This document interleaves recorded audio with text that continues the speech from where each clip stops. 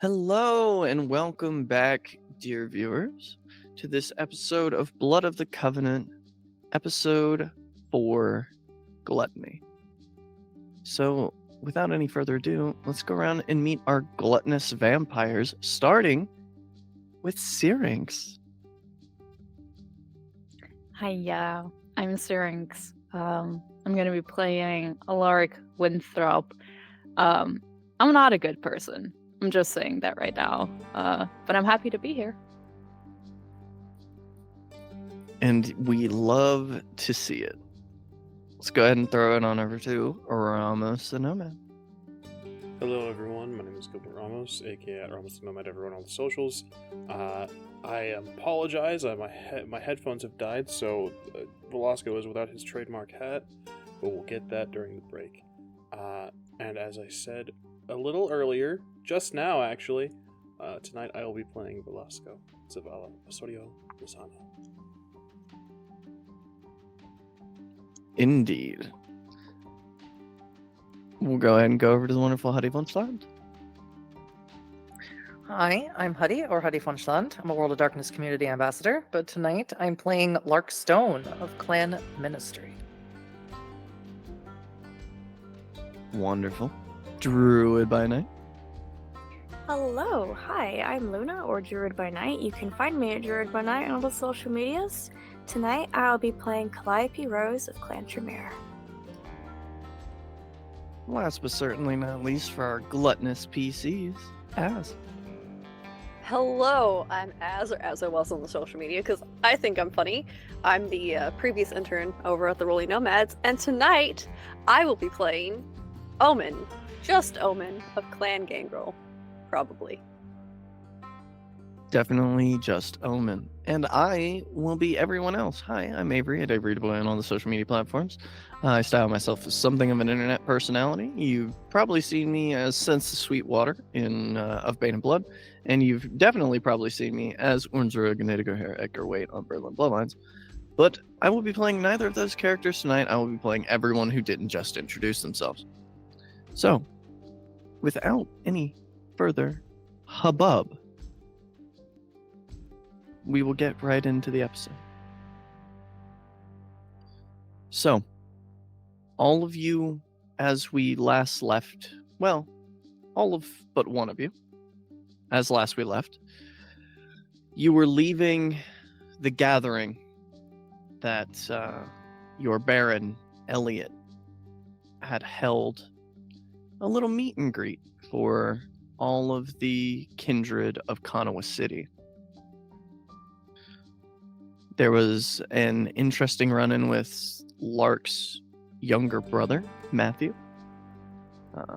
getting to meet the Hakata from down the river, and getting to interact with the voice of the forest, Vivienne Blake.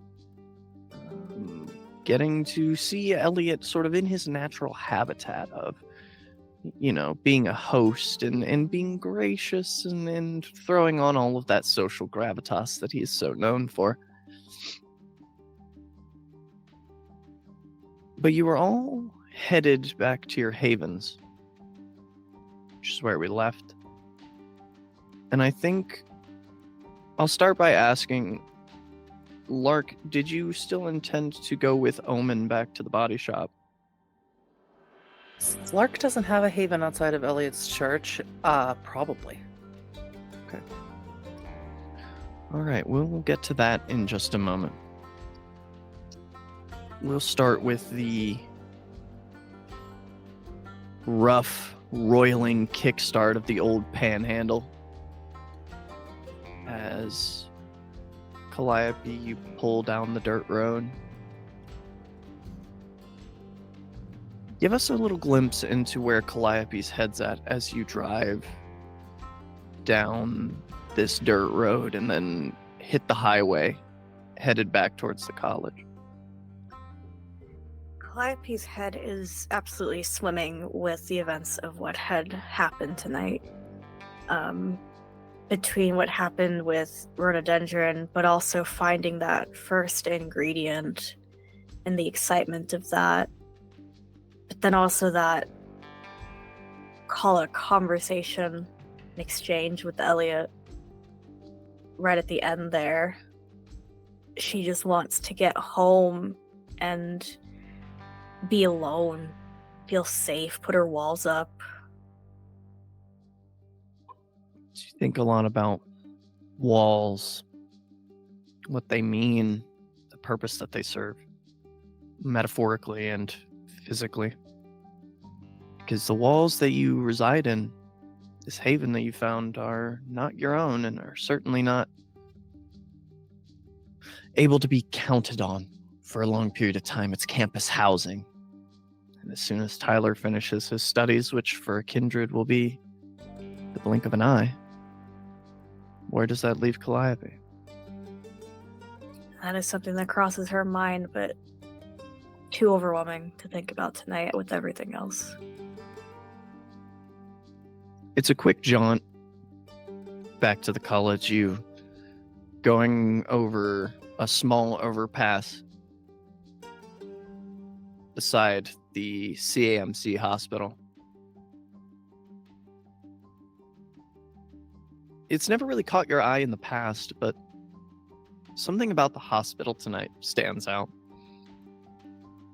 Maybe it's this feeling of insecurity, and maybe it's just the way the moonlight hits it tonight. It looks more like a castle than a hospital. It's certainly not lacking in its ostentatiousness. Mm. It is large. It is full of blood. Makes you wonder. But the sense of wonder quickly fades as you pull into the campus housing neighborhood. You think maybe it's a Thursday night? I mean, the day of the week has never really mattered to you. I mean, days of the week are for the living, right? You don't ever get to see the days, what happens during the daytime, none of that. But it must be some adjacent day to the weekend, because the parties on campus are spilling out into the lawns, and even in this early winter, there are, firecrackers and things being lit, fires that are being lit in circle in the little brass circles in front yards. It's not enough to need a check from you, but certainly the flames give you a bit of repose. Mhm. The scent of smoke, no, this time not the scent of burning hair or flesh. And as you pull up to the garage, you see Tyler and a few of his, he's introduced them to you before, lab partners, in the garage. And it seems like they have something up on the wall. And they have a bunch of markers and pens and things. And while, yes, there are like open alcohol containers, they seem pretty obsessed with what they're doing. They don't even really look up as they hear your old panhandle pull into the garage. They don't even look up. I'll put down the kickstand. Originally I was just gonna beeline it to my bedroom, but I'll approach Tyler, kind of put my hand on his shoulder from behind him and say, what you doing? Oh, hey babe. We're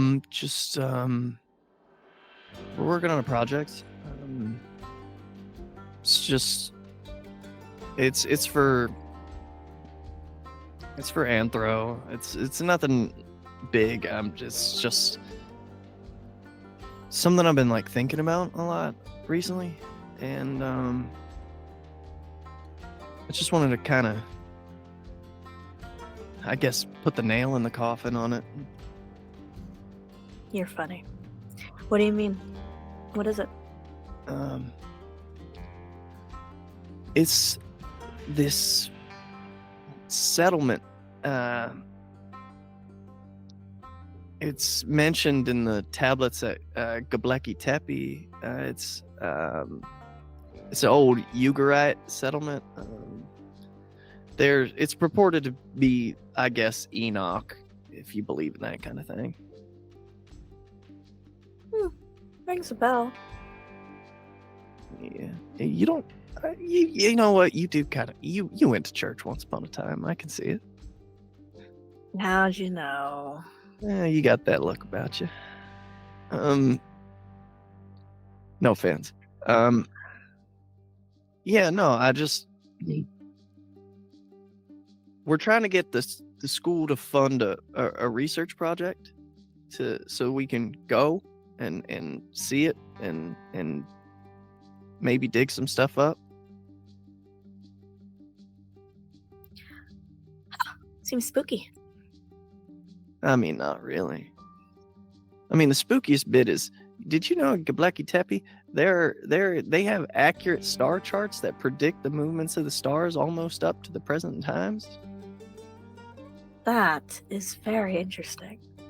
Well, it makes sense. Ancient peoples, they didn't have no, lodestones or anything like that. They had to navigate by the stars. I think that's why, there's so many stories about, like, nocturnal predators, because it's purported that early man did most of their traveling by night. Right. That's why my favorite comic book character, Moon Knight, he protects people to travel by the light of the moon and stuff. And his god Khonshu, this big old bird man, I guess. Right. No, I've heard of Moon Knight. It's very interesting. I'll just kind of take a look at like what they're doing, what they're looking at.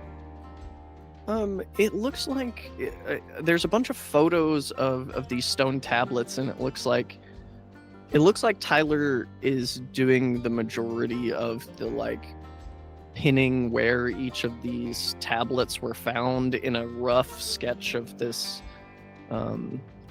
ruin. And there's another one, Jeff is working on translating the Ugarite text, and Terry is currently writing a budget out for what an expedition would look like. Wow.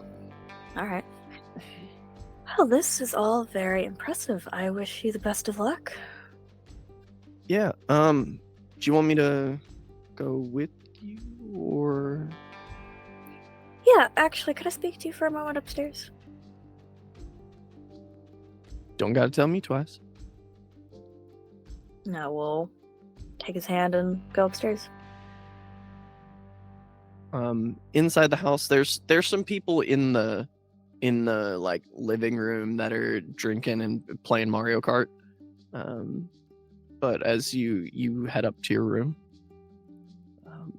it looks like Tyler tidied up a little bit. Oh, sweet. Tyler, could I see your tattoo? Oh, yeah. And he shuffles his shirt off and turns around. Do you like it? I don't really remember it that much. I was pretty fucked when I got it, so. Yeah, I really like it. And I'll kind of brush my fingers on it and just remember the ingredient, and can I, almost in a desperation, try to decipher something I hadn't before, if there's anything the feeling there. I'm gonna ask for 2 skills here. I'm gonna ask for insight and occult. That is pretty good for me. 4 successes. With 4 successes, of course, this is the alchemical symbol for Mercury, the spiritual transformations. Trying to relate it back to what you've found as your first ingredient. Will you tell me, what about the nature of that ingredient do you think relates to this idea of transformation or ascension? Oh, wow. In that case, well, the orgasm is noted as the little death, and kids can be a powerful, energetic force in and of itself. Can be used for its own kind of transformation. That's what comes to mind for me. I think then by association, you must realize that at least this ingredient has to do with a small death. So you may have luck finding other little deaths for the mind, for the body, for the spirit. 3 becoming 1 is often a transformative equation. Absolutely. Okay. And Tyler kind of looks back over his shoulder at you. Yeah, Clappy, I haven't wanted to, press or be like weird or anything, but like we've been living together for a while now, and I just want to know like what we're doing. Well, Tyler, you're my friend. We're helping each other out. Friends. Can't do much else yet, right now. Okay. You're a friend who touches me with my shirt off more than 3 times. Look, I'm not trying to be an ass here. I'm just trying to figure some shit out. I mean, especially if I end up going on this trip, I want to know if I'm leaving something or not. Do you understand? No, I get it. I mean, I really like you, and I think you're way smarter than you give yourself credit for, and you're a great artist. I mean, I don't really understand the act, I guess, but you're good at it, and people like it. You're sweet, Tyler. And see, that's the other thing. You say that a lot. So I'm just trying to... We don't fuck. But, like... We're really close. And listen, if you're not into that, but you're into me, that's cool. I'm just trying to... I mean, I took a gender and sexual studies class. Like I understand that there's asexual people running around and stuff, but like I'm just trying to figure out like where we're at, because this feels really intimate, and I don't get it, because I feel like it feels really intimate for me, but not for you.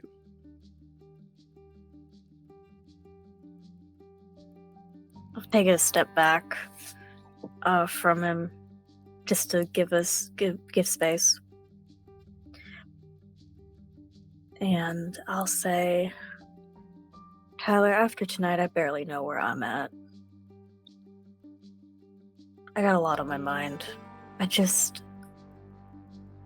appreciate everything you've done for me. Right now, I need some space to think. All right, yeah, I mean, I got a project I'm working on, I guess. So,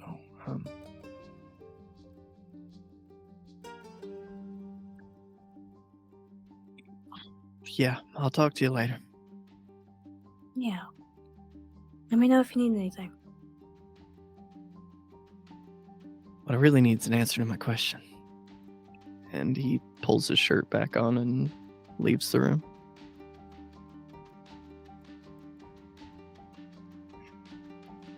Calliope will shut the door behind him and Just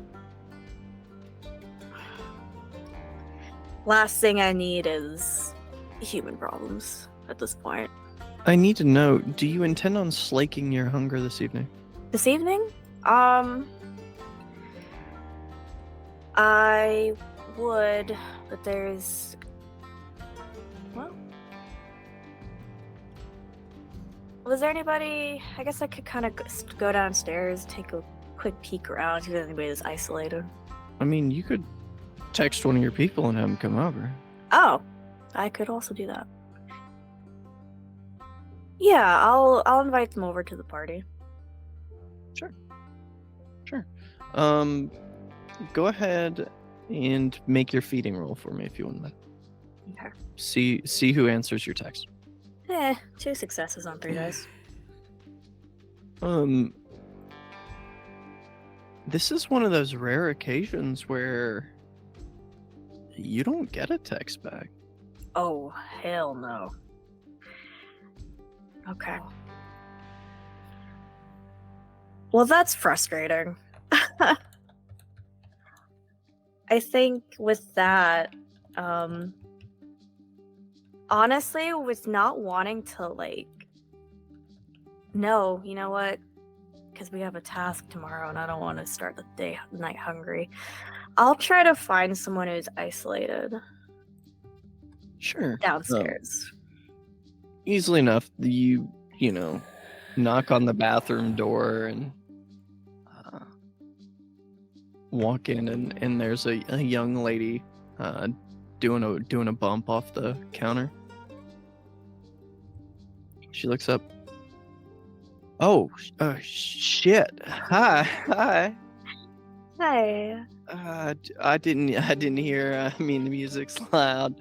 I'm sorry. Just get around you here. As she's trying to scoot around me, I'll just grab her waist and I'll bite in her neck. All right. I will let you choose whether you would like this to be.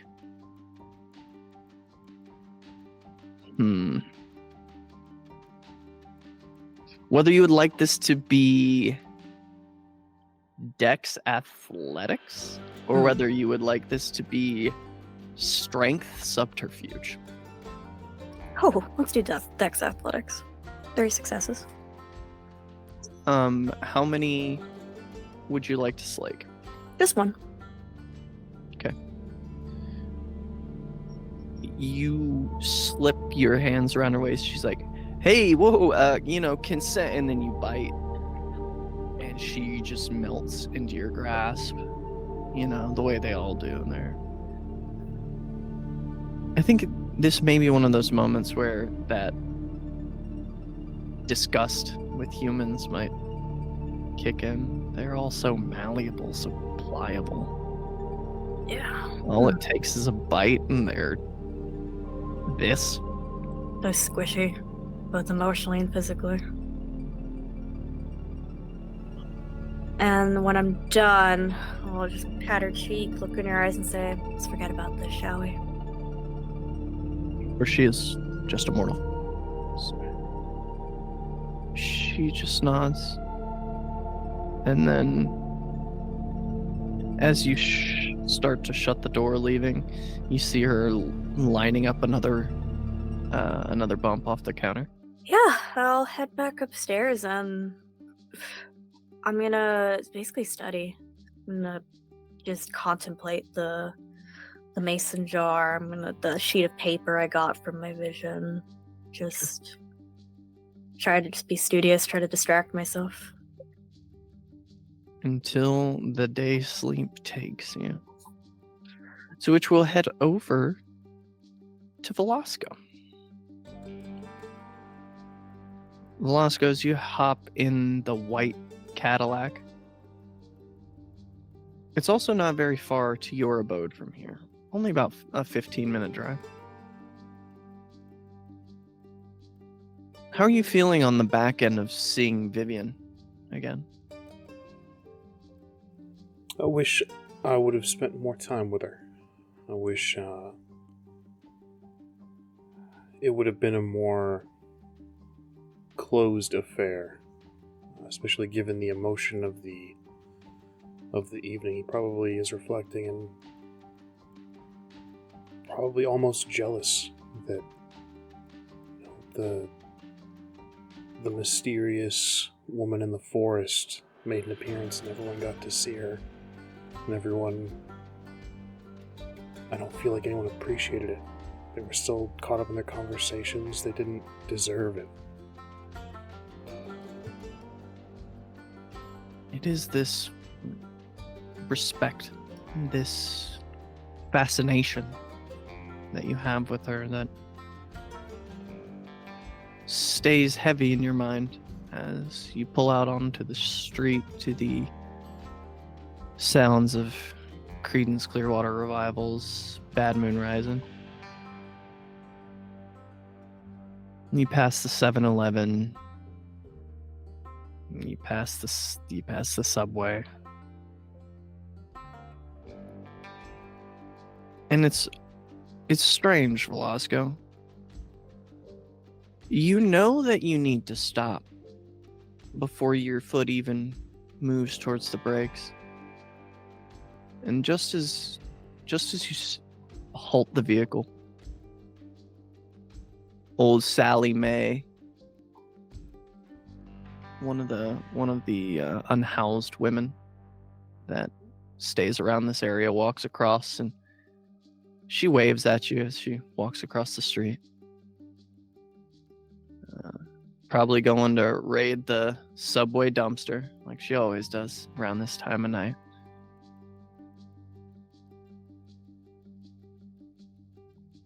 And I think in this moment, you recall a conversation with Vivian where she told you about Copper and the first time that she took a Famulus. That she had just watched him for so long, she just knew where he'd be, when he'd be there. And then she stopped watching, but she always knew when this silly old fox would cross her path again. And please correct me if I'm wrong. I think the fascination may begin to turn inward a little.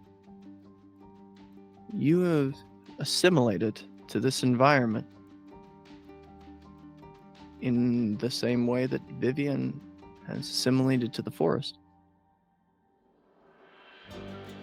It's no longer as hard as it used to be to commune with the spirits. They're just different. Just the stone speaks to me a bit more now. It's not as difficult. I can feel things now. As you begin your drive home again, pulling into the driveway, you're only about maybe 1,000 meters from the river. You can smell that flowing fresh water. Hear the ducks. And you see Dolly is sitting on your front porch smoking a cigarette.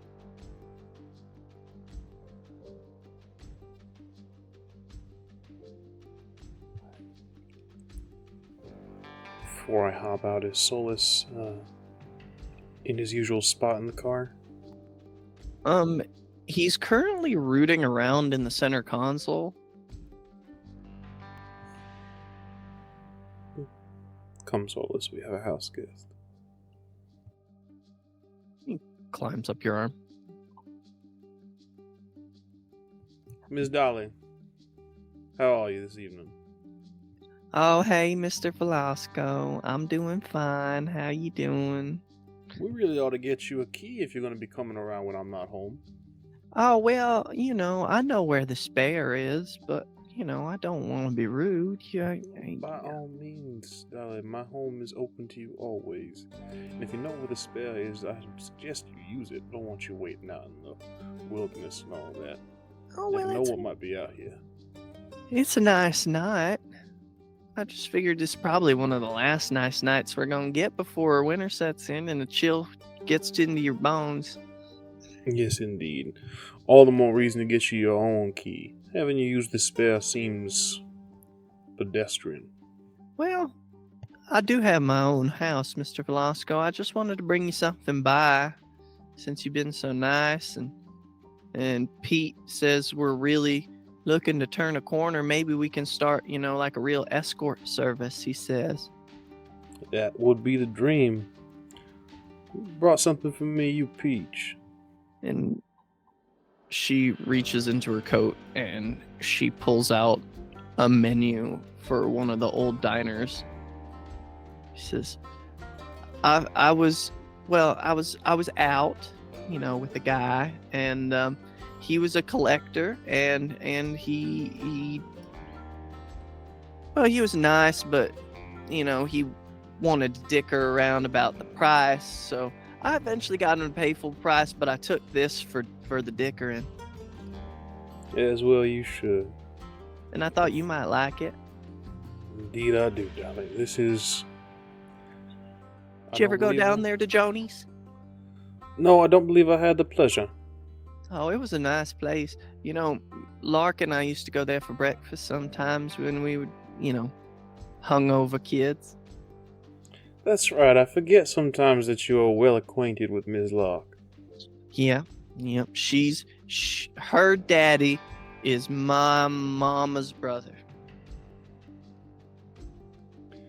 God rest Indeed. his soul. Yes, indeed. Well, please, come inside. Oh, I ain't got all that kind of time. I got another date in about 40 minutes. Fair enough. Would you like me to drive you? Oh, no, it's fine. I just gotta... I don't know, I don't really like this guy. He gives me the creeps, but he pays real well. What do you mean it gives you the creeps, darling? You know that I worry about you. Well, it's not for, me. He doesn't do nothing weird to me. He asks me to do real strange things to him. Strange like how? I'll come over and he'll have made a bunch of these weird shapes out of coat hangers, and then he'll heat them up in the fireplace, and then he'll have me burn them with them. Do you happen to know this man's name? Or did he give you, some sort of moniker? Clint. Clint. Clint Faraday. Now, storyteller, that name for some reason rings my bells. I'm not sure why. Is there a roll I could make or am I going crazy here? Go ahead and give me... I'm gonna say wits and politics. 3 successes. Clint Faraday. Sounds like old money. Maybe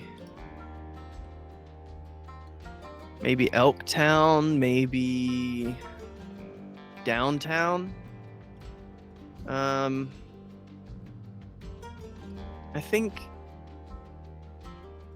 think your mind goes to... It sounds like a name from a late night local television station infomercial.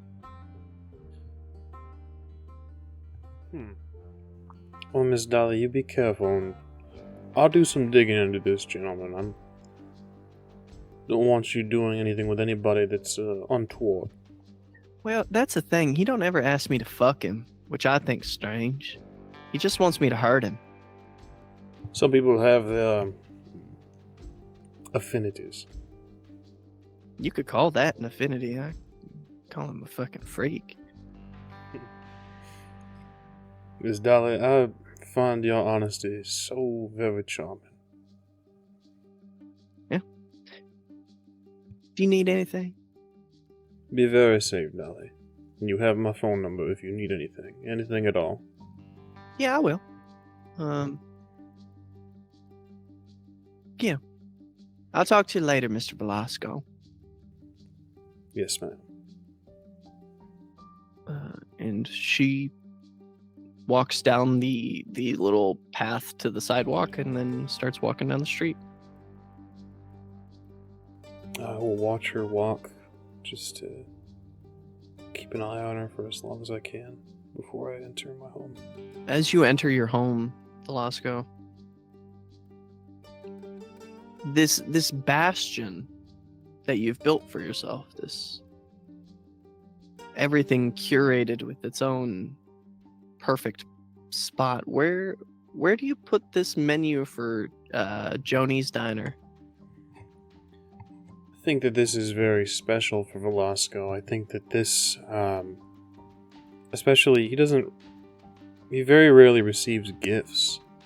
And this is probably the first in a long time. Everything else has been curated and found and hunted for himself. So I think that he will find a place of honor for it. I think that he would like it to be the first thing that people see when they walk into his home. So I think he'll hang it, if possible, facing as you enter the front door on a corner, or if the front door leads directly to a hallway, the very first framed item on that wall. And as you're putting it up, you did blood search for that roll, correct? I'm not crazy. I did. Okay. You hear in your ear,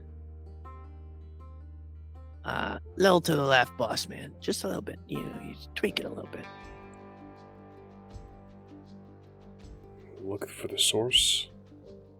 And you just see Solus just kind of nudging his head to the side. Little to the left.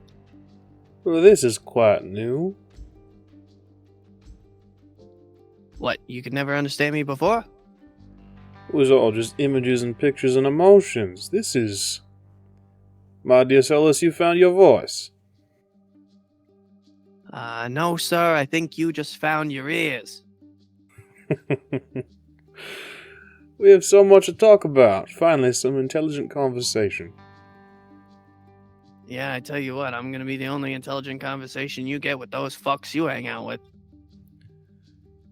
They are a rough bunch, but they are finding their way, Solus. Don't be so harsh on them.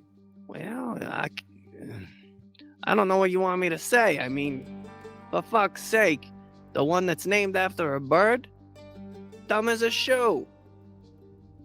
I think she may be leading us on a bit, Solus. Speaking of Miss Stone, did you find anything interesting when you were out and about on your own when I asked you to tail them? I mean, I didn't really understand what was going on, but it felt tense. It felt kind of sad, you know? It really just kind of felt like they were just sort of floundering for some kind of passion. I don't know. It was strange. You ever... I mean... I don't know. I watched that thing you did with Dolly in the bedroom that one time, and it was kind of like that. Just kind of flopping around looking for a feeling. I will have to remember that you are more cognizant than I was aware. I apologize for that. You shouldn't have to be subjected to my nighttime activities, at least not that particular one.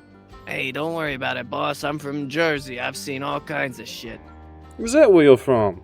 Well, that's where that's where the guy, you know. Yeah. We have so much to discuss. A little to the left, you say? Yeah, just a little over to the left, and then it's gonna be perfectly straight. I got a keen eye for level. That is quite the talent, and I will follow his directions. As Solus kind of leads you through straightening a bunch of things that you didn't even realize were cockeyed, until you feel the grogginess of the day sleep begin to take you. We'll shift over to Omen and Lark. It's the two of you leave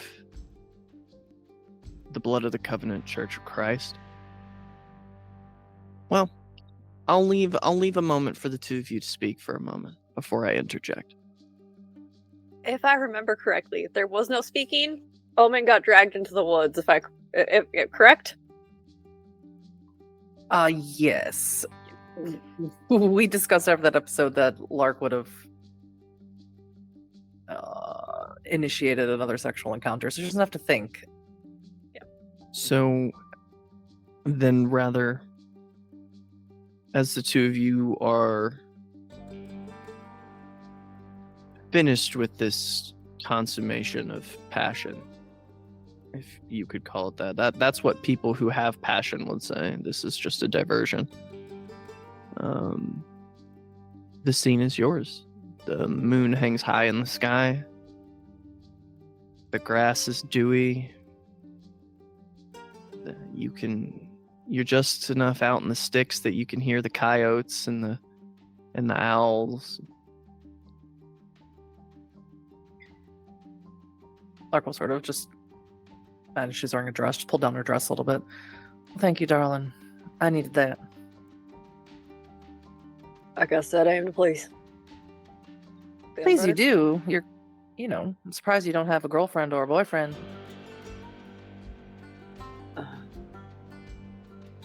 Not really. Ever something thought about after, kicking the bucket. What about before you kicked the bucket? I was a little busy. Oh, come on. That didn't take long. No, I was a little busy. I mean, nothing serious. Do what you need to do and go home. It's just my style. Speaking of going home, you want to take me to yours? Yeah. I told you, door's always open. And straightening the half of a. Oh man, what was it? It was the jacket. It was the jumpsuit. Yeah, the jumpsuit. Yeah. What's remaining of it, and just. Yep, we should get going. I won't stick around here too long. I texted Boa. He's gonna meet me at the garage, or meet us, I guess. Yeah. Okay. I would just feel better having someone I trust watching during the day. I understand you have your thin bloods and your employees.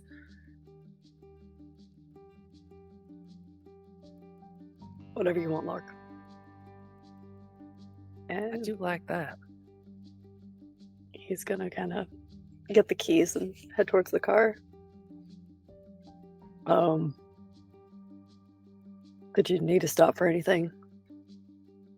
I know the Dairy Queen thing was a joke, but if you're... Nah, I'm alright. Alright. And then head towards the shop. Omen is gonna pull out the paperwork that Dawn gave him and make sure that Dawn and Jerry are both leaving. Yeah. The paperwork checks out.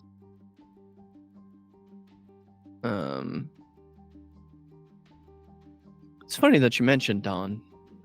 As you pull into the parking lot of auto body shop, you see that Dawn is standing out front with a younger guy. Looks like he's maybe early 20s. You looking down, checking the time in the dash. It's about 3:45 in the morning. And Dawn looks over and he waves. I need this to not be someone who's pissed off. Just not tonight. And Lark, you also see Boa is sitting in the lobby. Looks like he's smoking a cigarette and reading a magazine.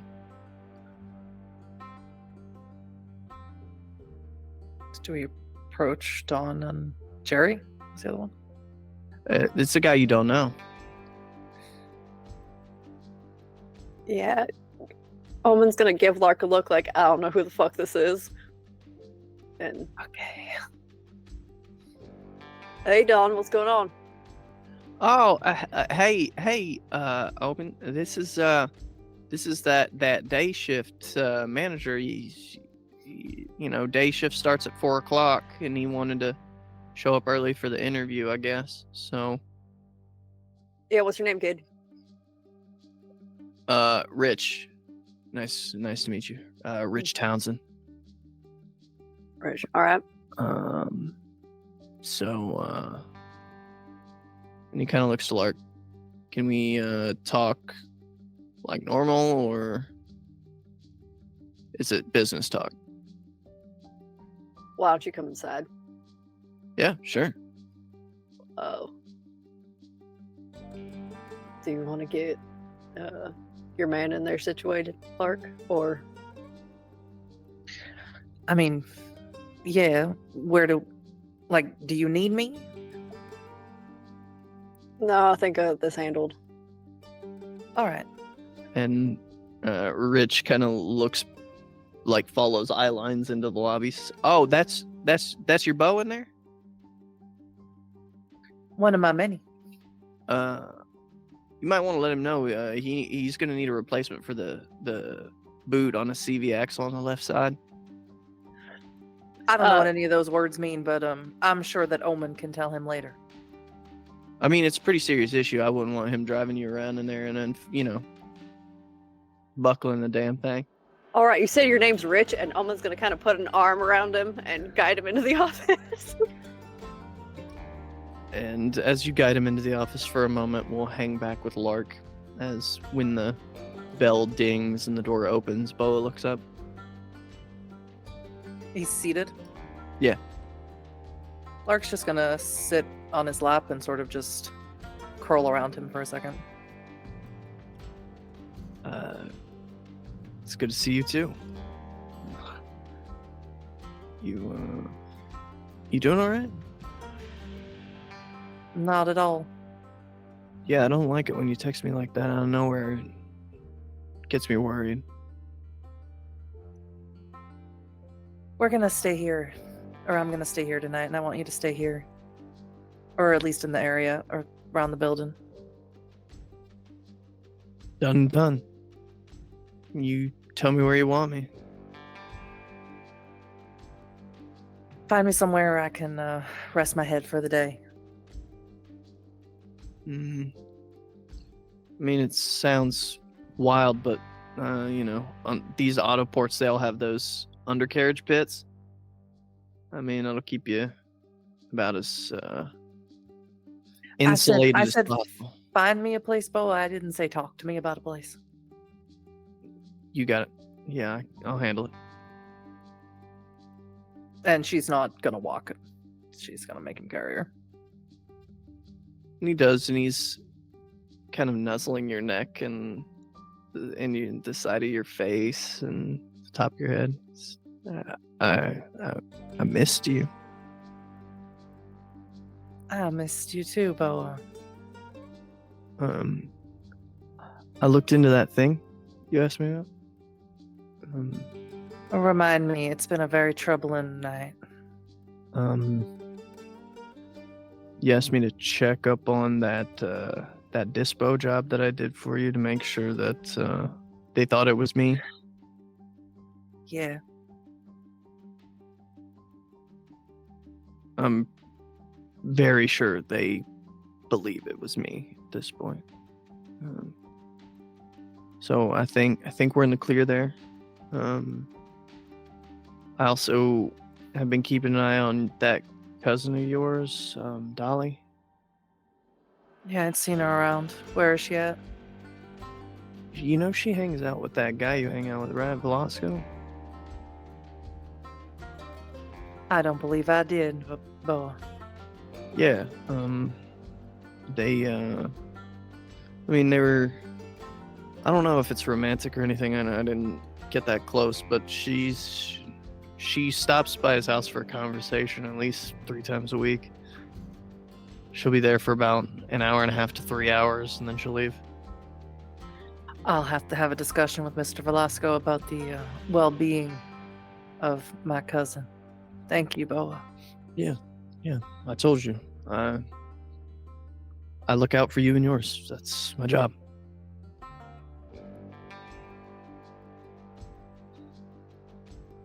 I know you can't give me a truthful answer, but I'm going to ask it anyway. Do you even want to be here? Balin, Here with you. pick one. With you all the time. You know why, don't you?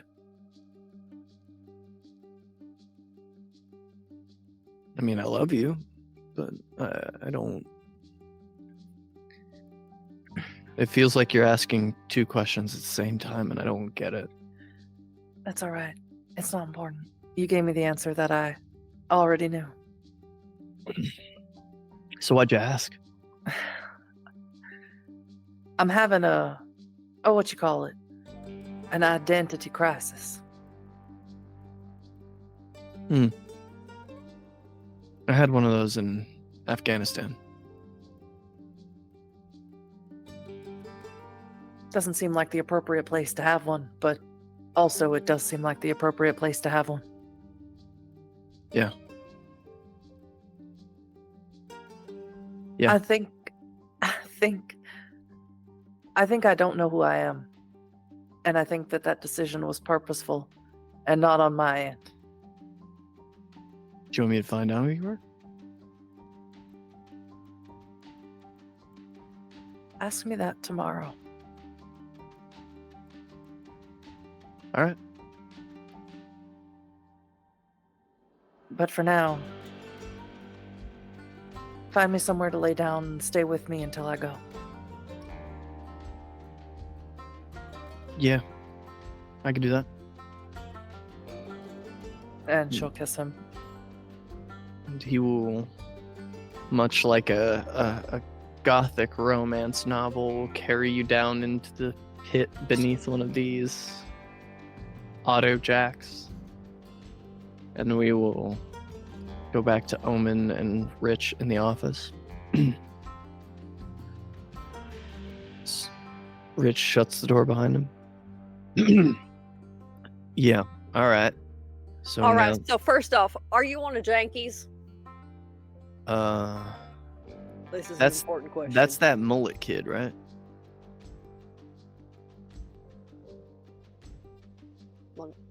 All right. Show me your Uh, teeth. And he smiles, and he doesn't have any. God damn it. You can hear his heart beating. You can see that there is a blush to his skin. Said, Mhm. He says, "Yeah, no, I thought I was crazy for a while, and then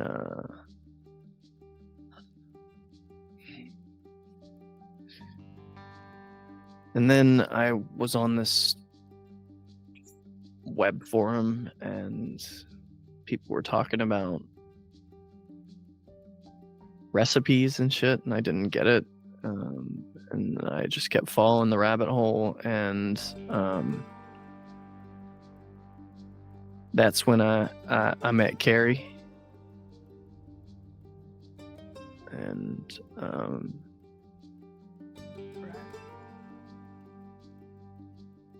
look, man,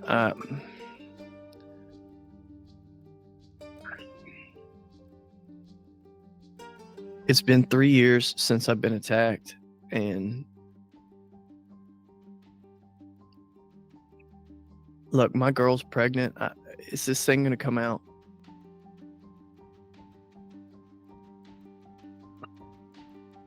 Weird. Maybe. Here's the thing. I don't really know. Man, Okay. I've never been so stressed in my life. I would all, God, I can't. This is how you know it's fucked, man. I almost hope that it comes out a different race than me. All right. Man, that like, then I could just fake my death, and my girl could raise raise the kid with somebody who's actually like alive. I don't know, man. I'm tripping and I'm trying not to. You're but tripping. I gotta find a way to pay the bills for now. I can help you with that part. The rest of it, you're gonna have to figure out on your own. We all did. Yeah. Yeah, just my resume I left it with Gracie and Yeah, no. Look, all I know is I don't have to I feel like shit, but I don't die during the daytime. Which is why you're getting hired as the day manager, yeah. As long as you get the shit done, we're good. Yeah, I mean, I know my way around a body shop, and I'm not great at the undercarriage work, but I know the front end pretty well.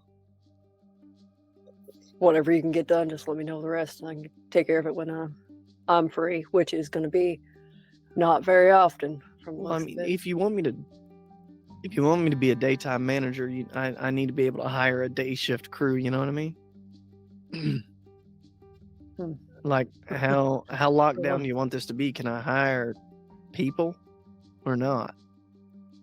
During the day, maybe like 1 or 2. That's it. All right. I need you to understand that while you're running this shop, I'm running my business. So Yeah. your job is just to handle the cars. Anybody come sniffing around for anything else, you leave it to me. All right. And you leave Gracie out of it. I know you gave her your resume and all that shit. You keep her and her name out of this. Hey, man, she was just here when I dropped the application off. I ain't trying to be an asshole. I didn't say you were. I need you to know. All right. Well, I guess we just gotta settle on pay. Well, I mean, if you want to do commission work, that's fine. I don't care about that. Come on, man. No, I'm in on the side. Whatever you got going on. You don't want what I got going on the side happening here. And what exactly is that? You got a chance to talk to Don and Jerry yet? That's, I believe the term is my prerogative, sir. As long as it doesn't happen here at work. As long as it doesn't happen here and it doesn't make its way here. All right. I can square that triangle.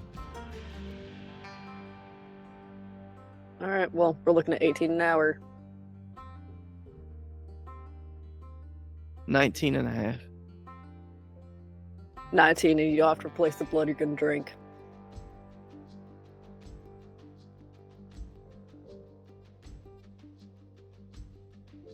$19.25, and I drink animal blood. And I said what I said.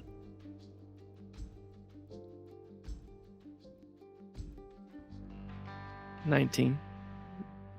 19. And Omen will reach out, shake his hand. Shake his hand. You're a bitter old cunt when it comes to dickering. What can I say? I'm just an old man. Wasn't supposed to live this long. Nah, you can't be that old. You still got a shimmer about you. Alright, well, you're late for your shift, so why don't you go talk to Donnie? He'll get you all set up. Yeah. Just kind of nods his head and pushes himself up and leaves. And about 2 minutes later, you get a text from Gracie. It's all caps. Tell me you fucking interviewed. I hired him. Good job on finding someone. Great qualifications. She texts you back. Thanks, Unc.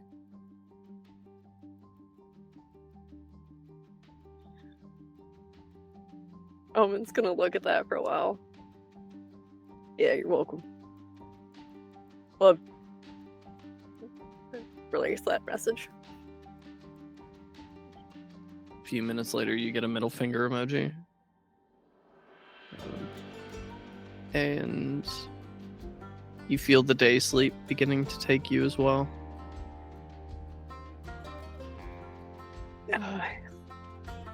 If it's just like that beginning stages, Omen's gonna head into the shop so he can go into his actual room. And what do we see? Well, since there's two pits, which one is Boa in right now? Boa and Lark are in Bay 1. What are you doing down there?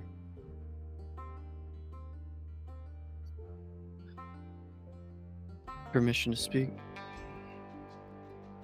Yeah, it's all right. Miss Stone asked me to find her someplace to sleep. This looked like the most insulated place I could find. Sure. Yeah. Why don't you come over here? And Omen's gonna crawl down into Bay 2 and hit the wall and push it back. Inside is an actual underground part of the shop where on one side of the room looks like some mad scientist chemistry setup. And you see Jerry looks up. Oh, hey, boss. What are you doing down here? Working. You're supposed to be helping Dom. Don Or- said I could have the rest of the night to work on the formula. I mean, I'm trying to make something new here, trying to make you some fucking money. I know. Okay. All right. Yeah.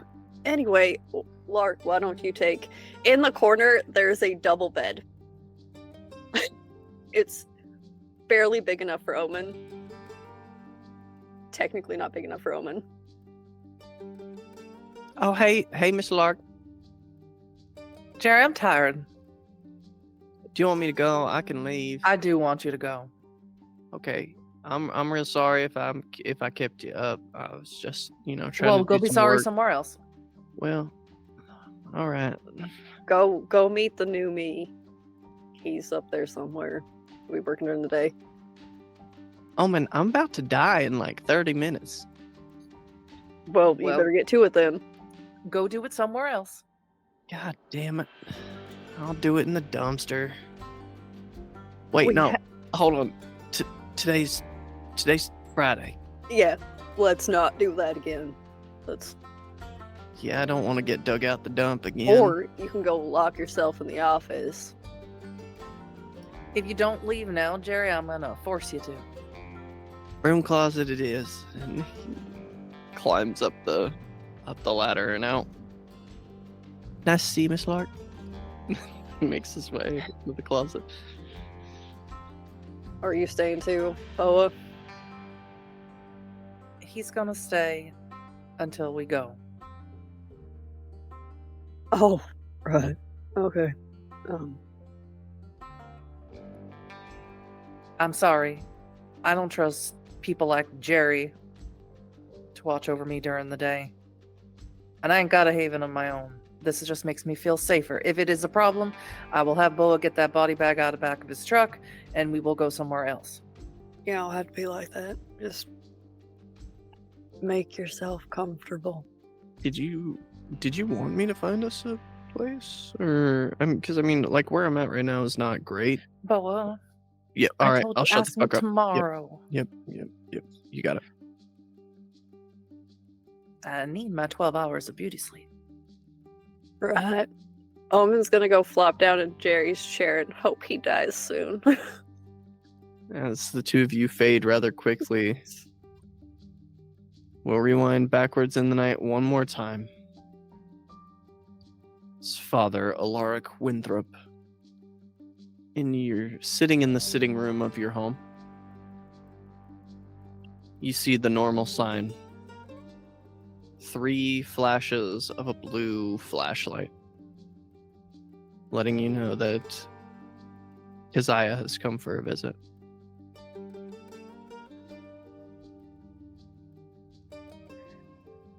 I think there's a little bit of mixed feelings. As always, there is the instant kind of loathing or disgust, knowing that he is yet again come and is yet again seeking Alaric out.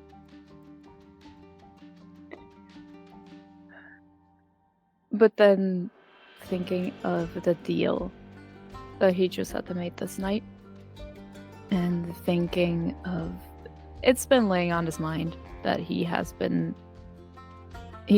basically made a deal with another devil, and he was going to confess for that.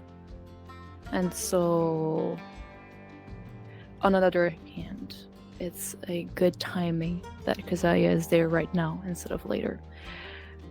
Having a little world in his mind, he will get up and unlock the door, and then get in again without waiting at the door. You hear the door open and shut. Kaziah's hair, curly and red, is bound up in a bun, tied at the top of his head.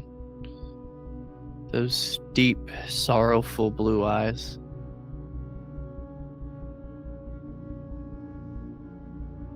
He just kind of looks to you. So it's real. You got out.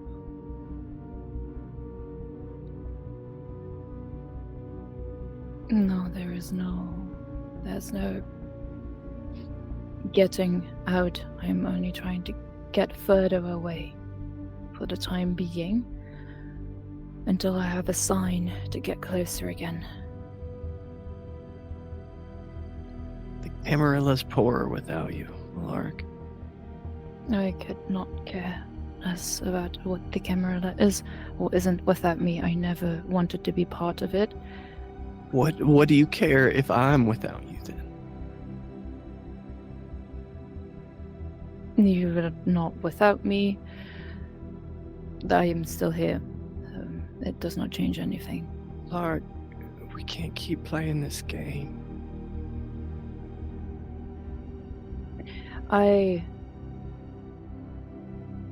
He starts walking a little bit away from the seating area, and he starts unbuttoning his shirt.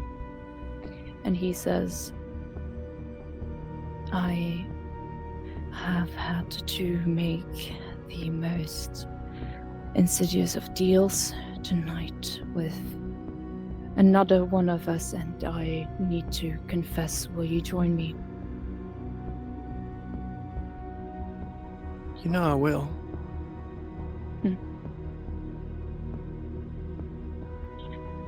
And he moves up beside you and shuffles off the loose-fitting kind of sweatshirt material t-shirt that he has on. Of course, to expose his chest and neck and back, horribly disfigured with scarring of self-flagellation.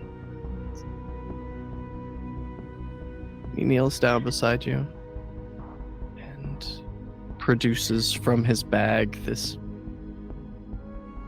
belt that he has cut flanges into the points of nails that have gone through this belt.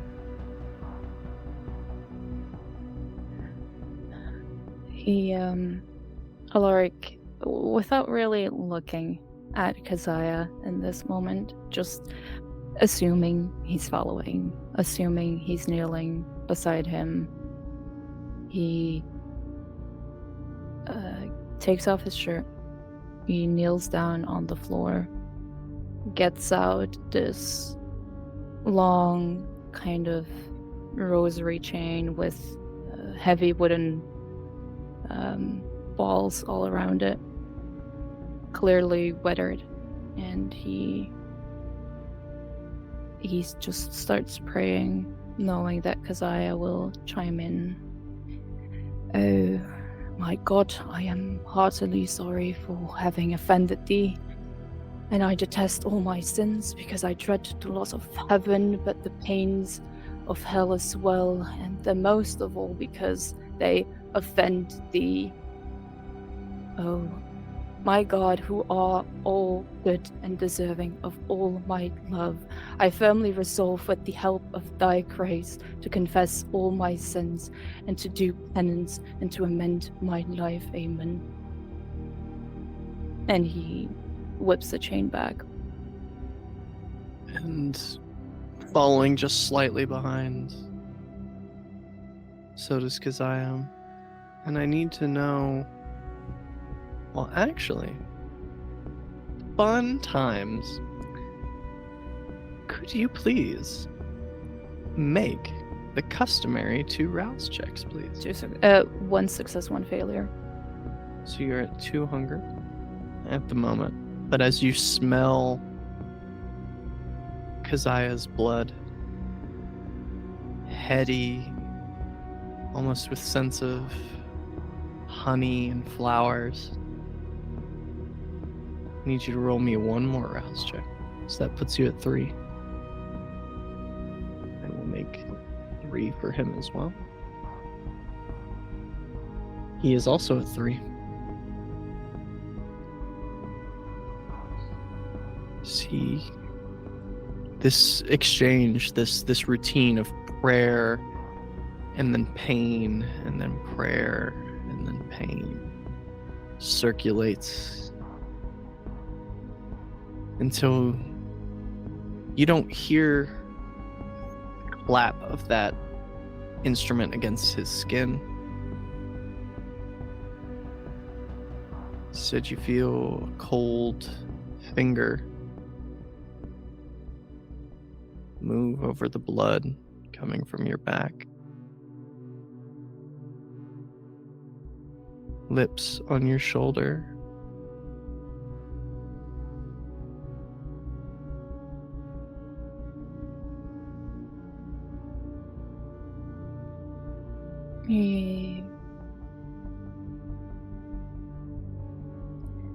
In a moment of weakness or remembering the feeling of being close to someone like this, he doesn't move. He doesn't encourage it, but he, in a way, sits there and accepts it. He laps the blood from your shoulder, kissing up the side of your neck against your earlobe. Hear him say, "Do my attentions offend thee, Father?"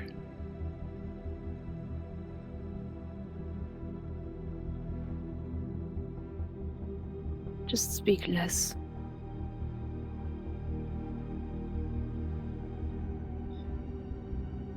I wish you would speak more. In moments like these, I do not wish to hear my own thoughts, let alone hear my own words leave my mouth. He is going to bite into your neck. Now, Keziah Mason is Banu Hakim. So I need to make a roll for his lovely clan bane. I would like you to make 3 more rouse checks. 3. Damn. Not even I make someone do 5 rouse checks, Avery. That's Hey, like wild. he's a greedy lover, what can I say? He's like, oh, you're at 3 hunger. Give me 3 more rouse checks. 2. That's 2 successes. So you go up to 4. And his blood smells so sweet. And in that moment, that curling of the beast in your chest, Alaric, you hear Hank's voice in your ear. What, you think you're somehow better than me for getting some sort of on his knees, bitch boy, to pray with you? God damn, Alaric. I didn't think you'd dilute yourself. I figured you'd continue on with this fucked off self-loathing thing for a couple of fucking decades, but you're really reaching a new low here. Getting somebody who beats themselves just a little bit harder to feel good about yourself. Come on now. Come on home, boy. I'll give you the tender loving you're looking for. He, with anger pulsing through him, he knows it's a voice in his head. He's not gonna deign it with a response, but with the anger that he's feeling and with the hunger that is rising in him, he just curls up his fist and bites in his own hand with his fangs in just utter silent frustration.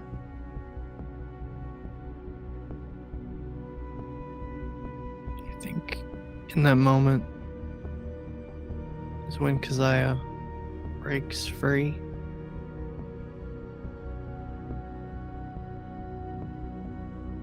And he takes the sides of your face in his hand.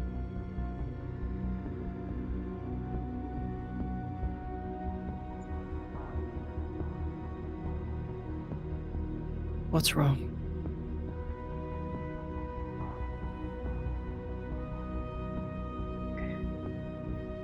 Even when you're feeling the doldrums, you're usually a bit more excited than this.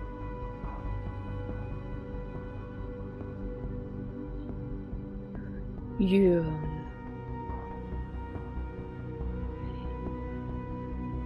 merely perhaps indulged a little bit much and made me hear the voice of what is inside me.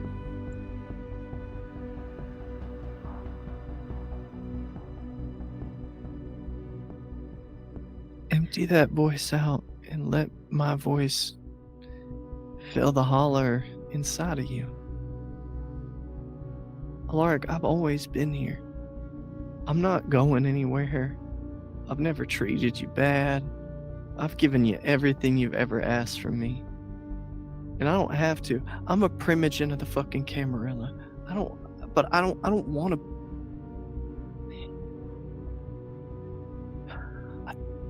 I want what we have to be real, Alaric.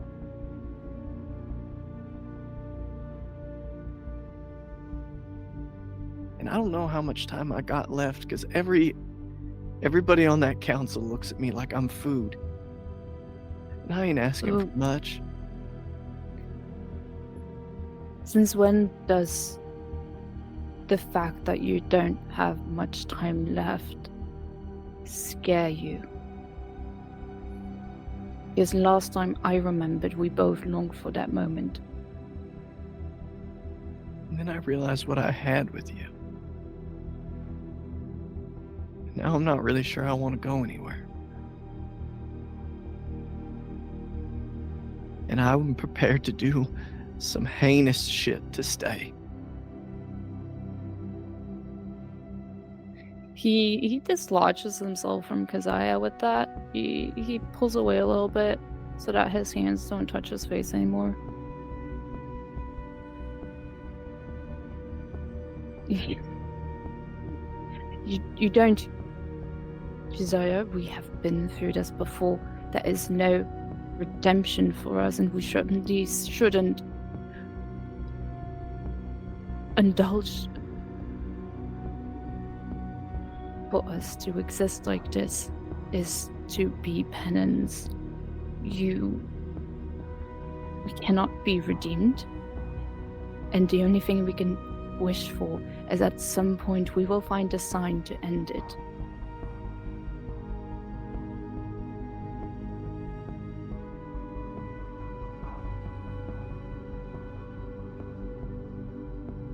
Alaric, I know there's nothing that can redeem us.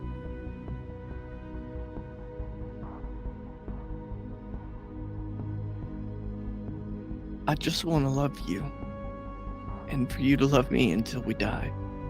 That's it. And I don't think that's too much to ask for, because we've been together. We've been doing this thing that we're doing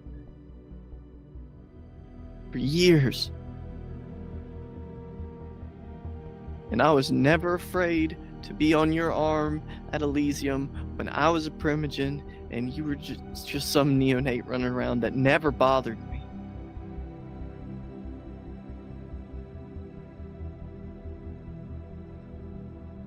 I let that den of fucking vipers see that I love you. And what do you think? What do you think? I'm just gonna start acting different when we're behind closed doors and we can actually be together?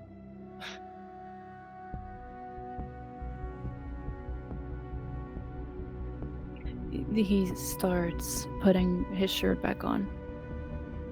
Come on, Alaric. Starts standing up. You did. Since you truly think something like us can feel love, you talk about love, Keziah. That's not for us. That's for humans. And what? They're so much fucking better than us now? We do not deserve love. Not the way we are. You always like to talk like we are not, like our sires. We're exactly the same. You were the one who told me that love is what redeems them. I know we can't be redeemed, but does that mean we can't have love either? Come on. I don't think the two are mutually exclusive. And look, I'm just... Fuck this. I'm going home.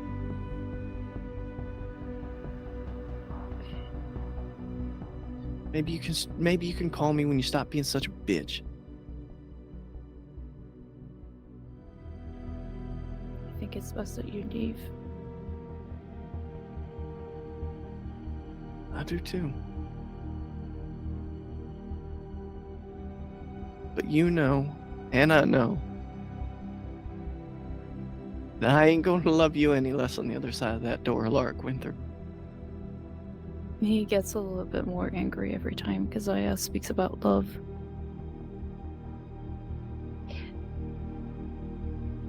As you know, I will not be around Camarilla territory a lot anymore.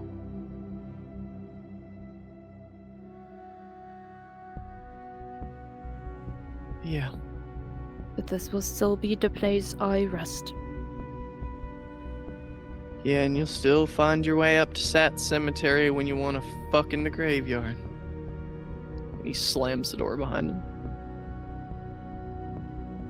Alaric punches the door.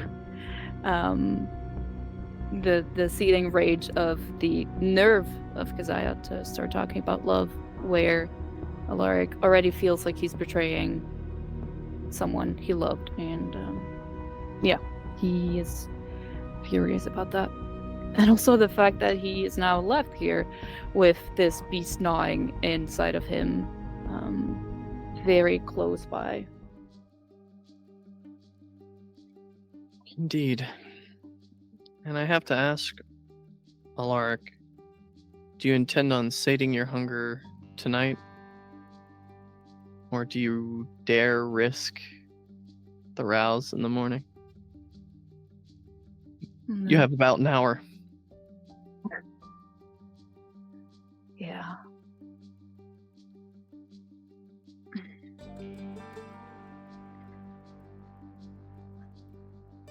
I mean, the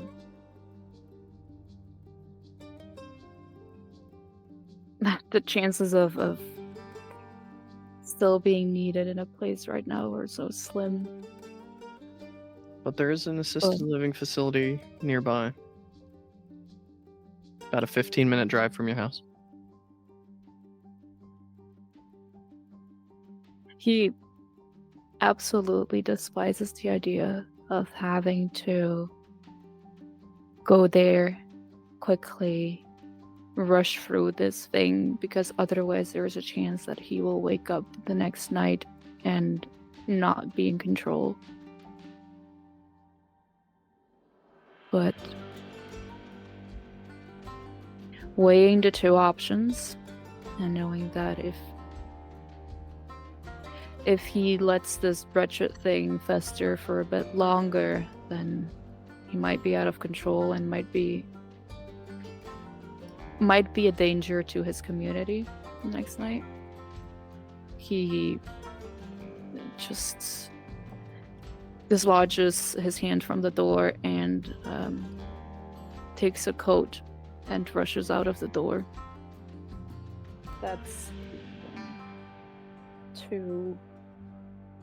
That's 3 successes, but there is a 1 on a hunger die. Being that this is relatively routine,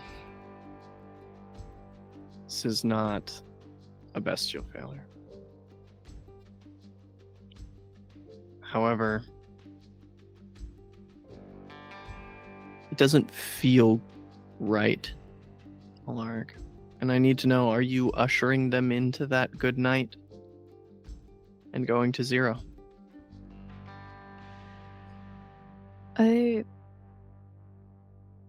He is taking the longest he can. And he is trying to really, well, as best as possible, give it the space and time that it needs to reassure this person and pray with them.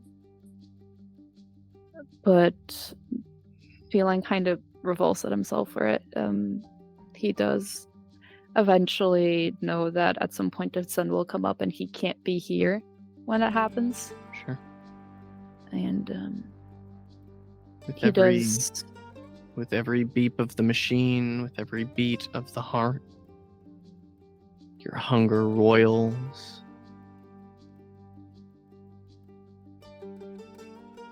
And the sun grows ever closer to rising. Do you take it all? Do you end this man's life?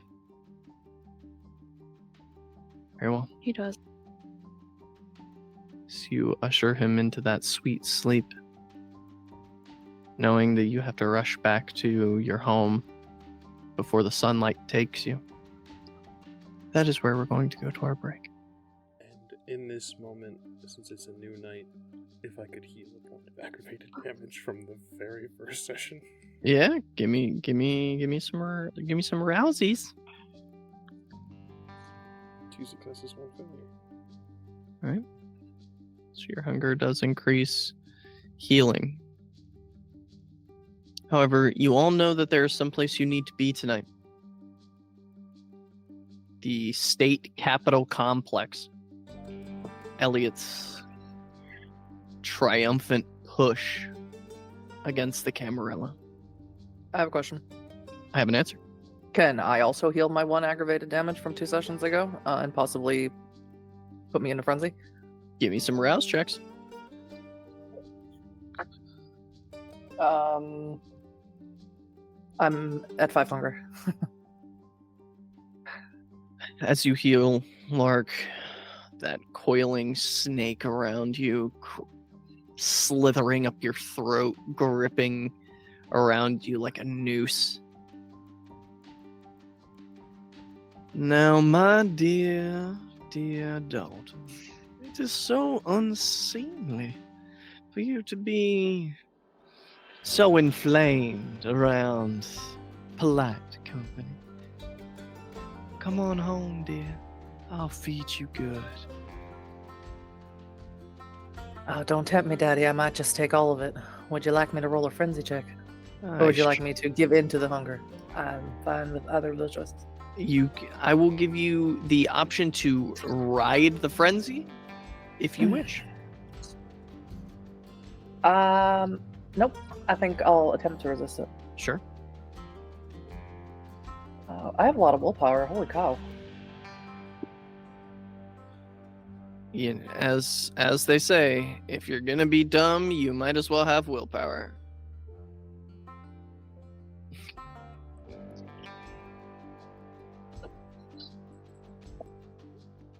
While Lark is having this moment on the bed, Omen's raiding the fridge down here. I rolled 2 criticals, 4 criticals in total, so 9 successes. Being confronted with Elliot's voice, you find a deep well of power in yourself. You find this forgotten desire to defy him. And I think, Lark, with that amount of successes, you recall a memory. You recall refusing Elliot outright. He told you to reclaim the blood that he gave to Randall.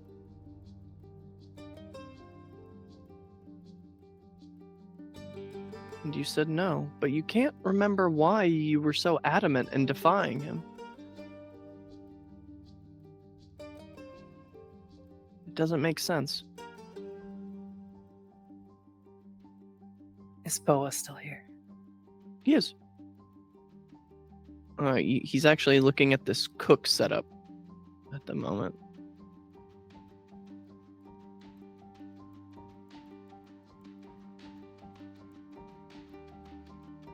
Lark's going to rise and go right over to him and throw her arms around his back to the front and just try to pull him down closer to her because he's taller than she is, I think. Yeah, he's well over 6 feet. And as you pull him down, instinctually he goes to his knees. I'm sorry about this, Boa. You know I don't like to do this to you. But I'm very hungry. Desperate times, Lark. And she'll bite in. How much would you like to take from him? I am at 5. I would like to only take 2. But I don't know if I can do that without a willpower check. I will not allow you to do that without a willpower check. I have a lot of willpower. I'm going to say the difficulty here is going to be 6. Well, that's perfect. That's exactly what I rolled. I rolled 1 on every dice for 6 willpower. I can show you. Just barely finding the will. You take 2. You still look strong.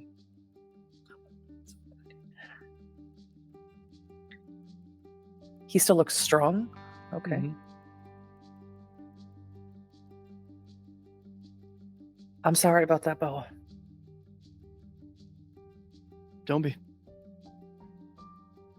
You need what you need, and I promised you that I would provide. You should get yourself something to eat, some orange juice, and you should look into who the hell Lark Stone is. Yes, ma'am. And, do you want me to find you a place? You told me to ask today.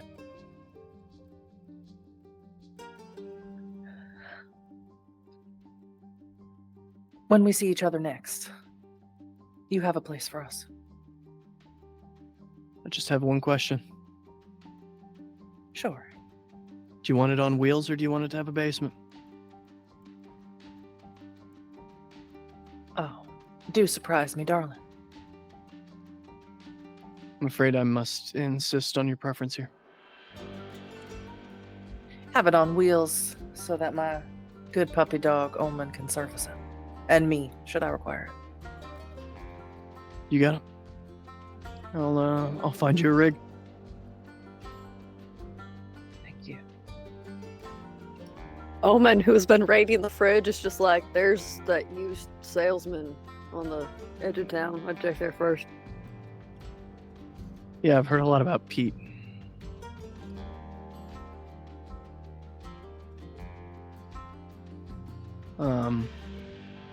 Yeah, I'll get right on it.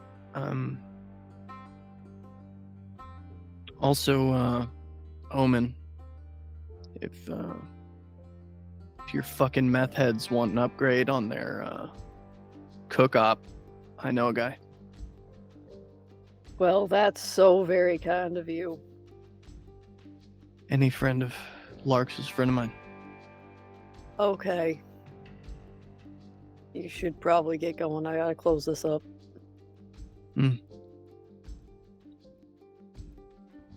Right. And he gives you a kiss on the forehead, Lark, and will make his way out.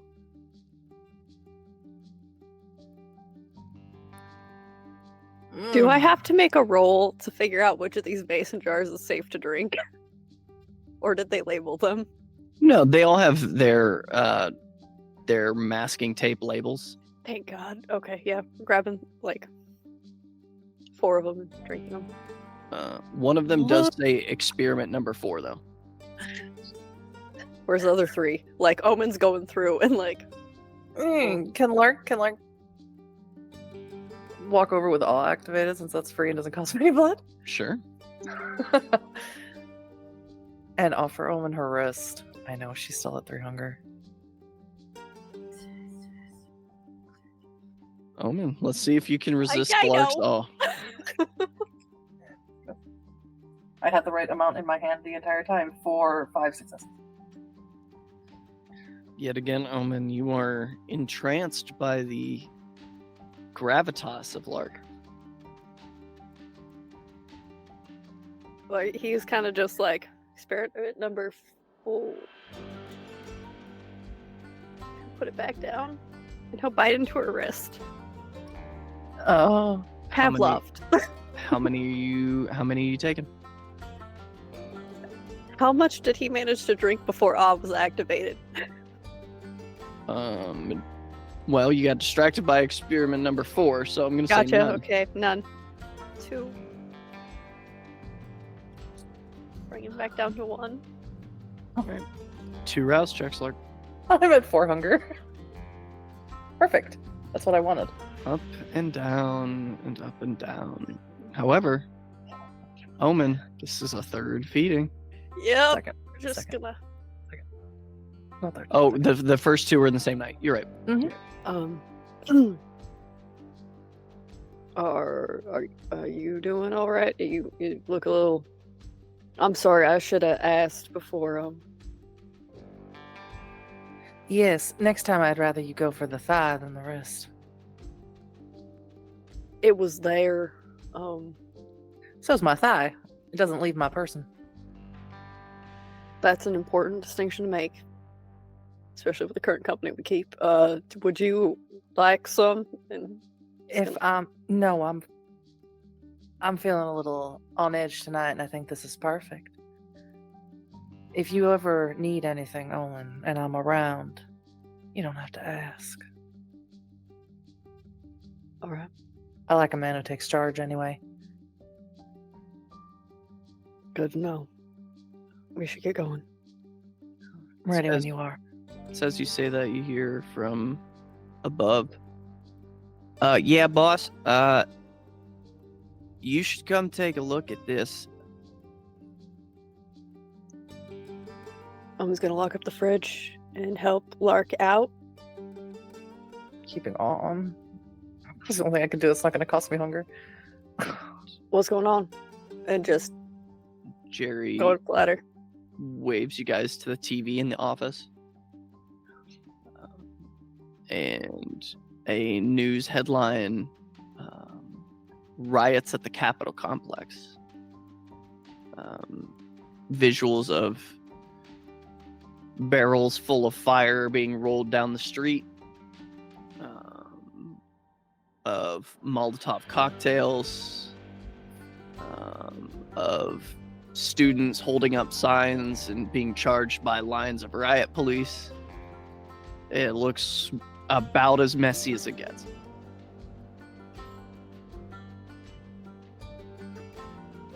And if both of you would very quickly give me a wits and awareness, please. You mean all hunger dice? Oops, all hunger. Well, Wit? my, I'd be delighted. I'm gonna rouse the blood. Oh, I rolled 4 skulls. Oh my god. oh no. Okay. Which one is it? Okay. I got a messy crit. So both of you are going to increase your hunger. That puts me at 5. Again. Make me another roll. I think with 4 bestials, not gonna bother Hunger Frenzy. Sure. Whoever's closest is getting it. What was that? Jerry calling us Jerry. up there? Getting it. How much are you going to take? Unless someone stops me, I'm not stopping. Yeah, no. The minute Lark loses it, I'm pulling her off Jerry. All right, here's what we're going to do. I like As- fire. as all of the flames on the television rack through, Lark leaps over the desk, slamming Jerry down. The chair shatters under Jerry. Omen, I'm gonna need a strength and athletics. Lark, I'm going to need a resolve and brawl. May as well ask me to roll nothing. I don't have any dots in brawl, so all hunger dice again. A single success. That is 7 successes. I'm gonna roll a few dice here to see how much Lark can get out of him before Omen Nothing. pulls her off. Not a goddamn thing. You get 2 out of him, Lark, Nice. feeding with a ferocity that you didn't know you had before. With 7 successes, Omen, you kind of fling Lark across the room. This Lark crashes into the wall. The door very quickly bursts open, and Don has a sawn-off shotgun in his hand. We're good here, Don. Everything's fine. Why don't you take care of Jerry? All right. I'm sorry, Miss Lark. I would have never came in with a gun if I knew it was you. I'm sorry. You can tell Jerry I'm sorry. Jerry, get up, you lazy fuck. And he kind of kicks him in the ribs. Jerry pushes himself up. It's all right, Lark. I just...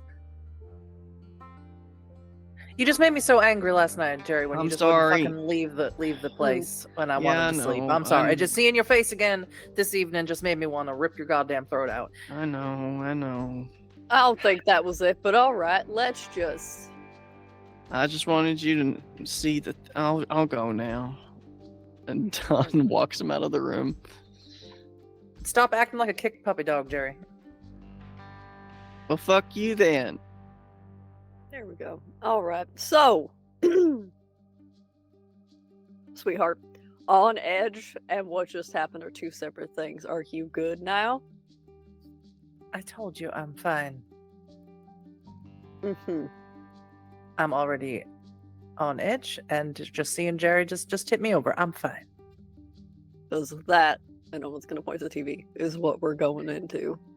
Yes, well, as you can see from your easily throwing me off of him like a rag doll, I'm not one for confrontation. So I'll stand behind you, and you can fight the fires. All right. You ready then?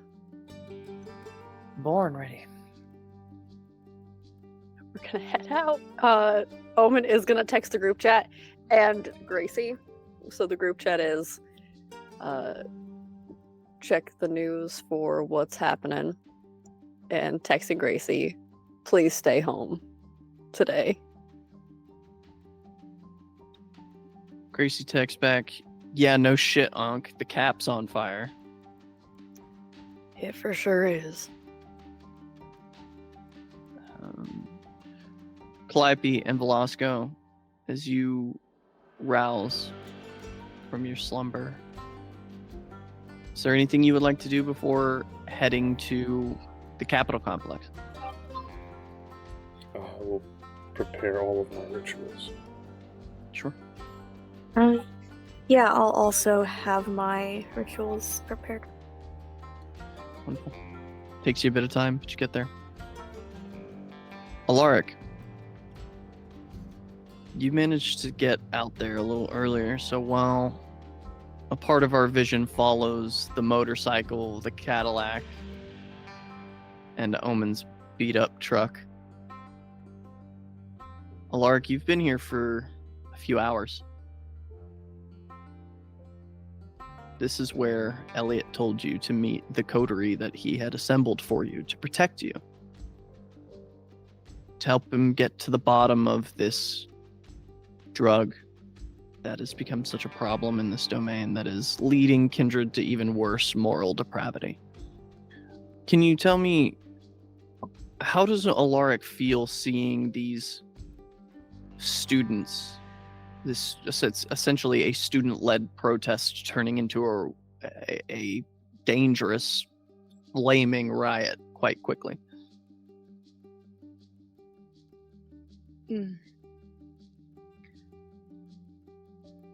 Horrible, and then a little bit furious because he really just believes that Elliot was behind the fact that it got so heavy.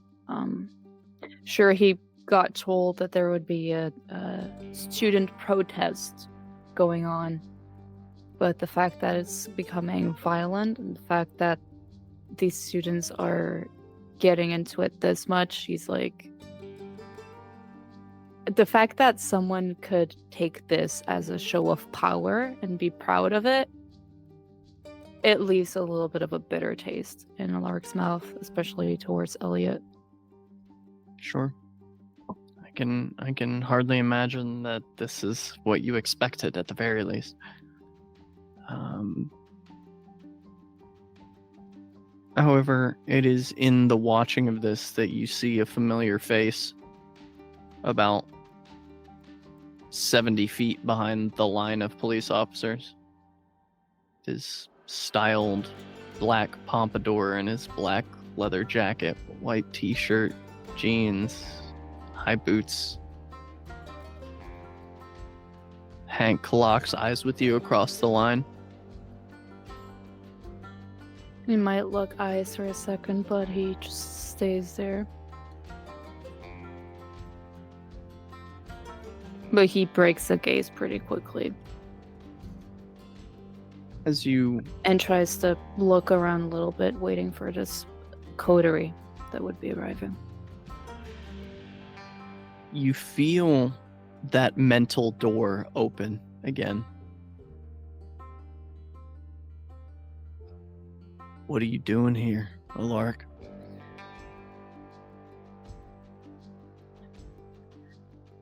Not coming to see you. Don't be childish. What do you know about this?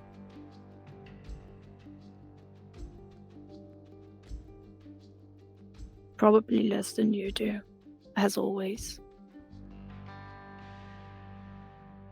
I didn't pick you because you played second fiddle.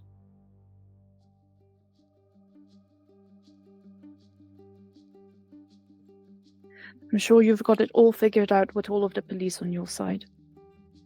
If I had it Well, figured out, all these kids would already be in jail. What the fuck is going on? Yes, well, it is not the kids' fault, so don't send them to jail. What, you got sympathy for a bunch of fucking college liberal arts majors now? For a bunch of scared young humans in the peak of their life at your hand? Shall I crush them then? Would you stand in my way if I did? Of course I would. You'd die for them. Of Would course, you kill me? I'm the only fucking one who will. I made you a promise, boy. I brought you into this world, and I sure as shit am gonna take you out when I'm ready. Say the word, I will stand in front of these students. Go on then. With your big words. No, I got other plans for you, boy. I'll stand in front of one of those fire barrels. Sure will, and I'll pull you right the fuck out. 'Cause you don't die till I say so. Then stop making empty fucking promises.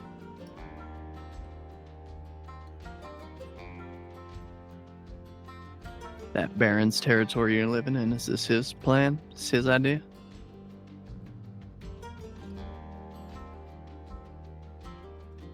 Yes. I tell you what.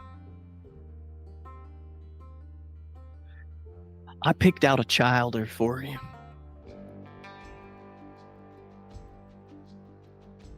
You need to come back home and you need to propagate the bloodline. But I'm willing to put that date off if you do something for me.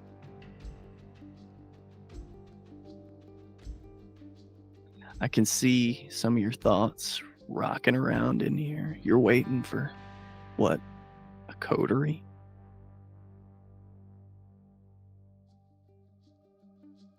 You and your little friends handle something for me. And I'll make sure none of these kids go to jail. And I'll make sure when we clap back at your Baron, your pretty little dream house escapes the clapback.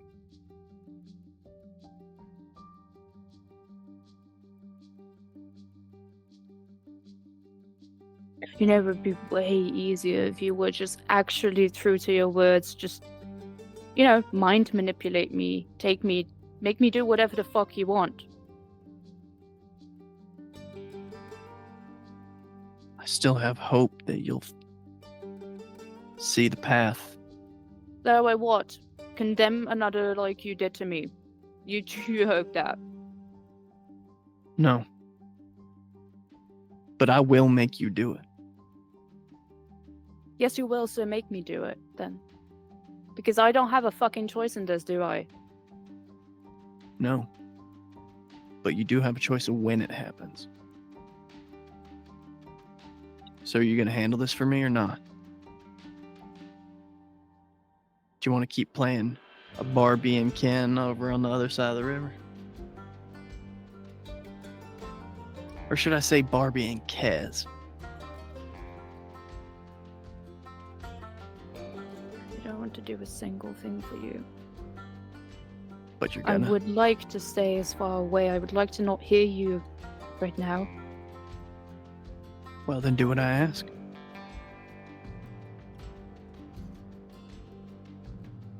Do what I Because I'm ask, hungry. and I'll leave you alone. But you are going to propagate our bloodline. I don't want you to leave me alone. I want you to end me. No, that's too easy, son.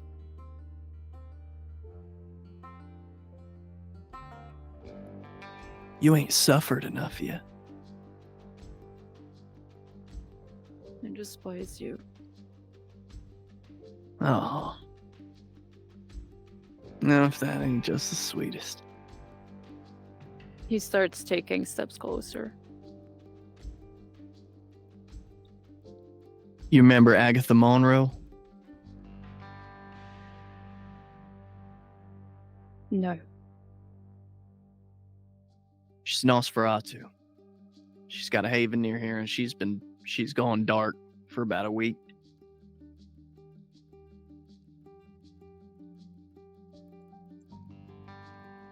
You and your coterie handle this little uprising and go check on Agatha. And let's say I give you another decade before I come knocking. What, you need me to sweeten the pot?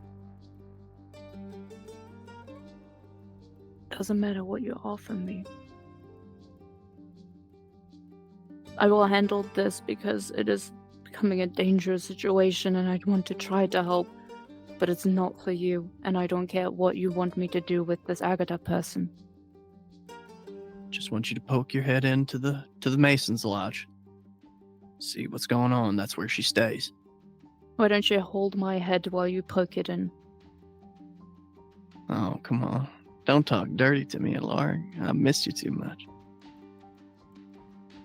Do this for me.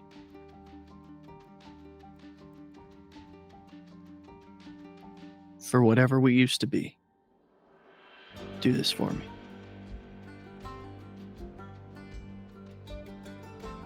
You know, and all the things you taught me, it would have been really useful to taught me or teach me how to block someone talking inside of your head. I can teach you if you want. There's still time.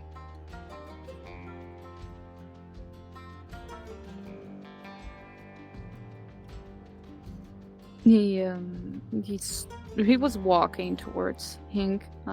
He stops abruptly.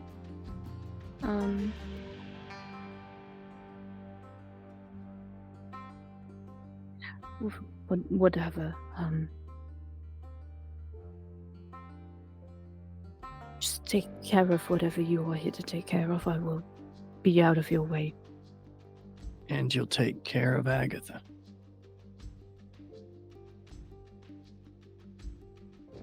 You understand? I am never going to make promises to you, nor do anything for you. But like, he says that as he often says things to Hank that he isn't quite convinced of. You feel the connection sever as the rest of you pull up to this essentially flaming riot on the Capitol complex. Flames are going down. There are firefighting teams out at the moment. However, it's not fully quenched by any means. And I will take wits and awareness from the lot of you. 3. I rolled a double bestial again. Brutal. Increase your hunger by 1, and I'm going to say you're going to fall under your compulsion. Bent willpower for 3. 4 successes. 3, 3, 4, and double bestial. Great. So, for everyone but Lark, Elliot did tell you that the kindred that was joining your coterie was a man of the cloth. And it is certainly not hard to spot a priest in their regalia in the middle of this flaming mob. Lark, it's a lot of fire. Yeah. Anybody screaming, running by me? Yeah. Great. I'm gonna grab them and drain them dry. Great. I need to give myself stain, Yes. or I will be at a dice penalty. Sure. Yep. We will resolve that stain at the end of the session. Great. How many stains? I'm gonna say 2. Yeah. And then I'm just gonna push the body into Omen's arms. Throw that into one of the fires, would you? What does this person look like?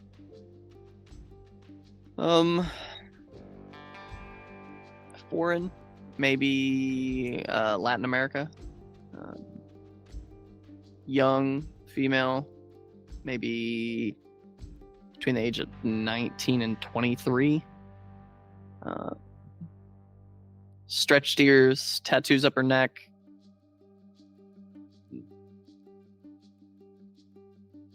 All Omen sees is Gracie. Yeah. And Lark, in that moment, you can't help but wonder,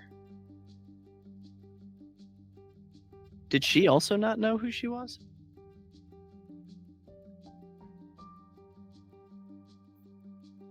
At least you'll get the chance to find out.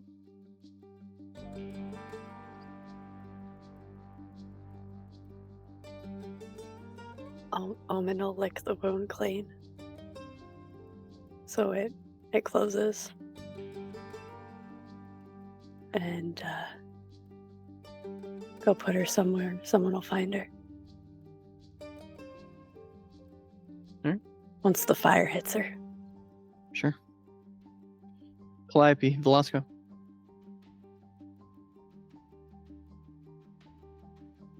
Did I see this happen?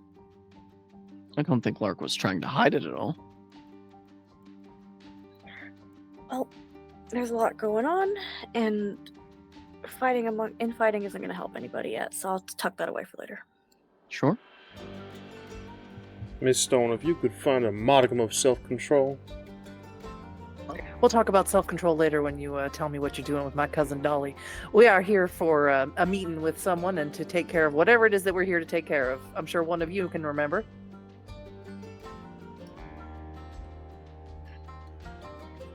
Yes, let's find our good father. Do we see and we see Alaric, right? It's gonna be pretty easy to see him, especially since he is moving closer to the students, and he seems to be starting to talk to groups of them. He is trying to ease down and diminish the fires within these students a little bit by trying to talk into them. Sure. I'll let you choose. You can give me a Leadership. charisma and persuasion or leadership, whichever's better for you. 2, 4, 5, 6. 6 successes.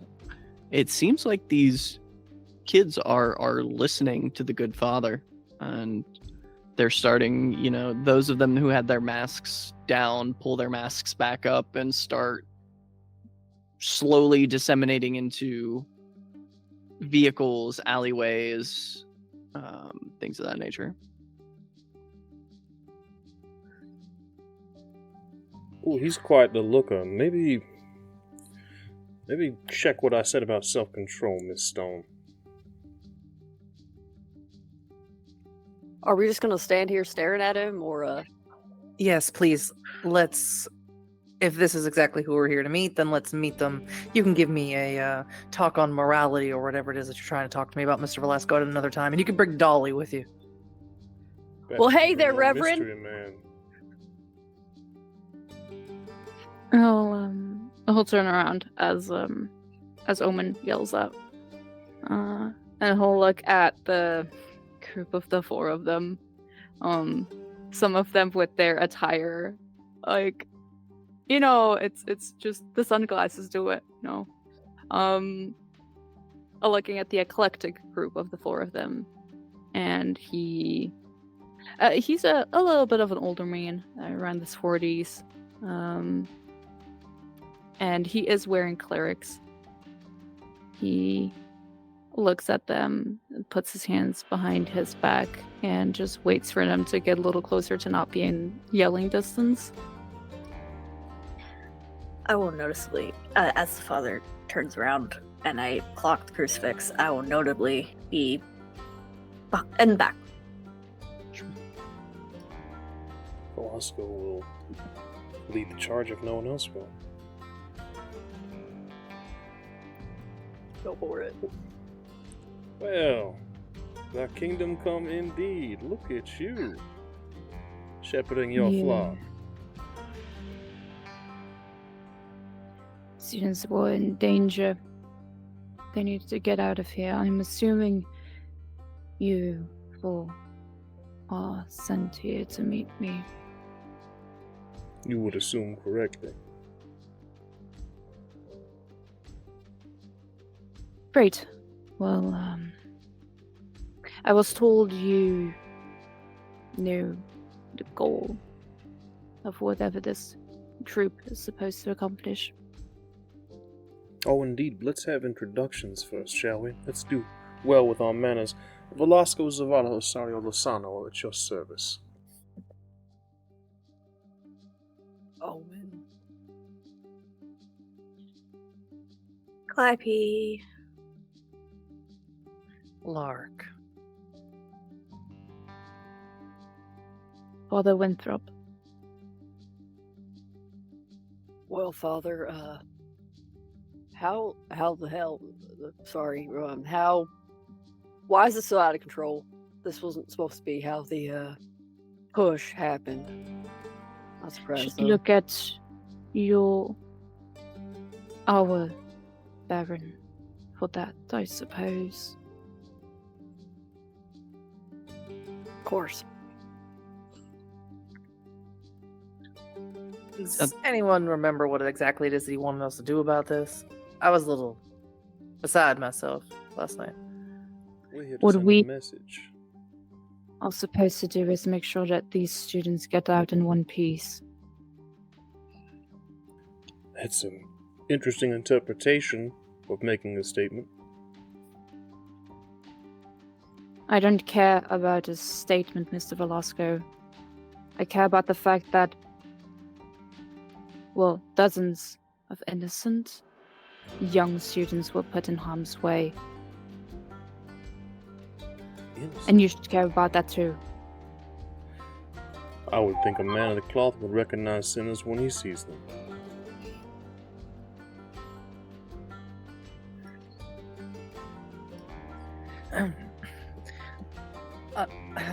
I don't mean to get all churchy and preachery to a father, but judge not, yes, lest ye be judged. All that nonsense. I don't think that Elliot wants us to make sure that everyone gets out safely. As Mr. Velasco said, he wants us to send a message. How we send that message, I have no idea. We can debate morality another time. Any one of the camis here?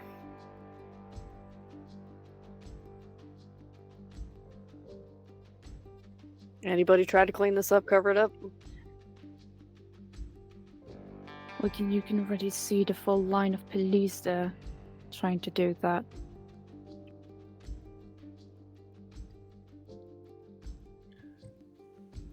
And your concern for the students is causing you to try to quiet the roar? I think a message was made, Mr. Velasco. I think it was made all over the news. I think it was made in the last 3 hours. I think right now we are at a time where we can at least make sure that no one makes it their last message. I'm inclined to disagree. Otherwise, we wouldn't be here. He would have called ahead and told us the mission was off, don't you think? Now, I have a way I could speed this up, but I need to understand. You and I need to come to an understanding. These students. How much do you really care, Father?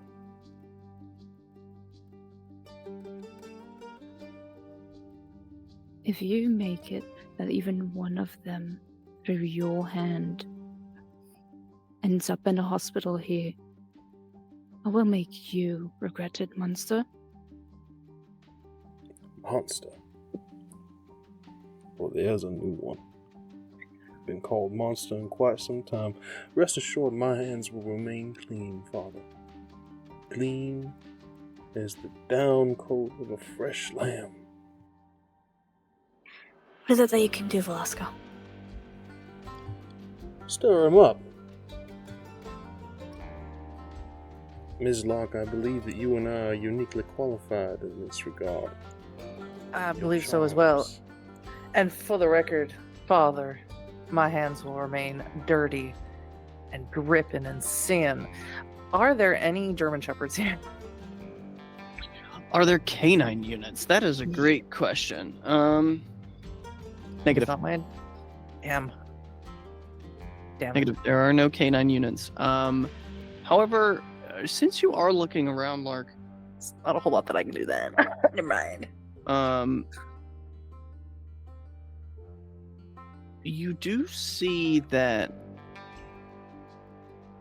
There are a suspicious amount of unmarked black vehicles behind the police lines.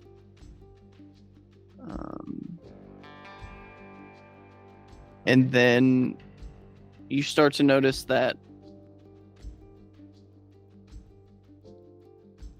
how do I want to phrase this? The feeling of being enveloped around, that tension when there's something watching just beyond your purview. Something feels off. Okay. I guess I will convey that to the rest of the group. Mr. Velasco, before you go and put on a show for anyone, there seems to be some unmarked black vans, very CIA looking, very dangerous looking over there. Well, I'll be.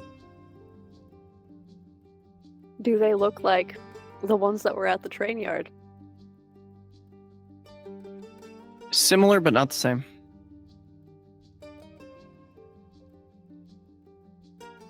That's a bad idea. What is? As I said, a message has been put across to the Camarilla. Then why the hell are we here?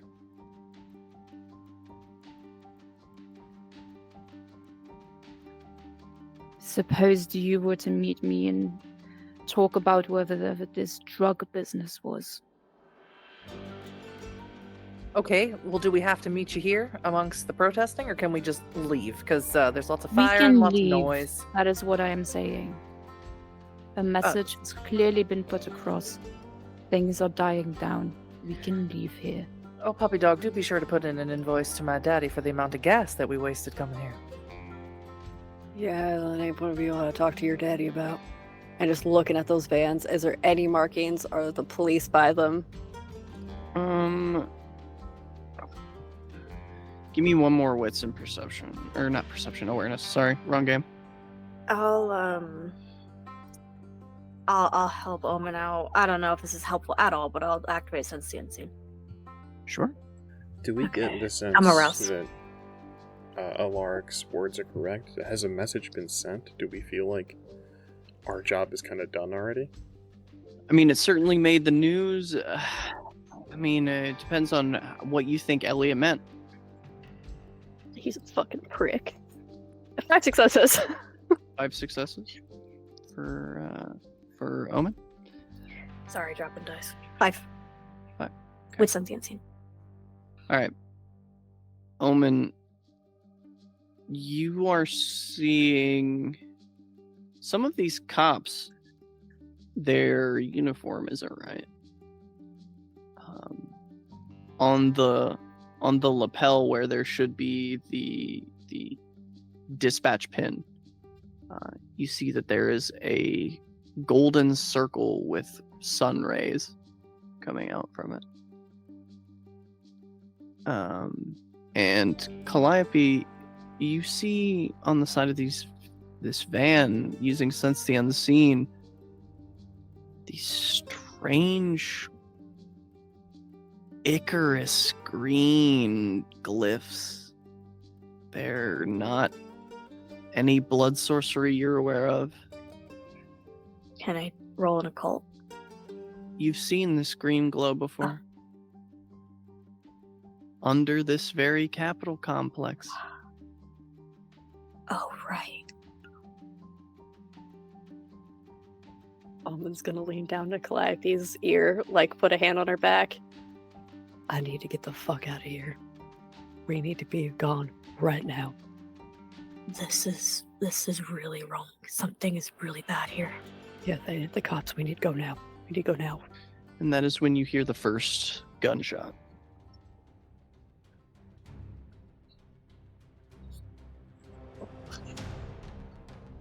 What direction? If we could tell. It is a loud blast, and you see that a breach in the wall of police is made. someone from the student side has fired, and now the gunshots are going to be rampant. I'm going to need dex and athletics rolls from everyone. I roused. Do I still have the dice? It is the same scene. Thank you. So now that there's fire and stuff, does Omen's survival instincts kick off? Sure fucking does. I'm so sorry, Calliope. Since Omen was touching you, you're coming with him. All right.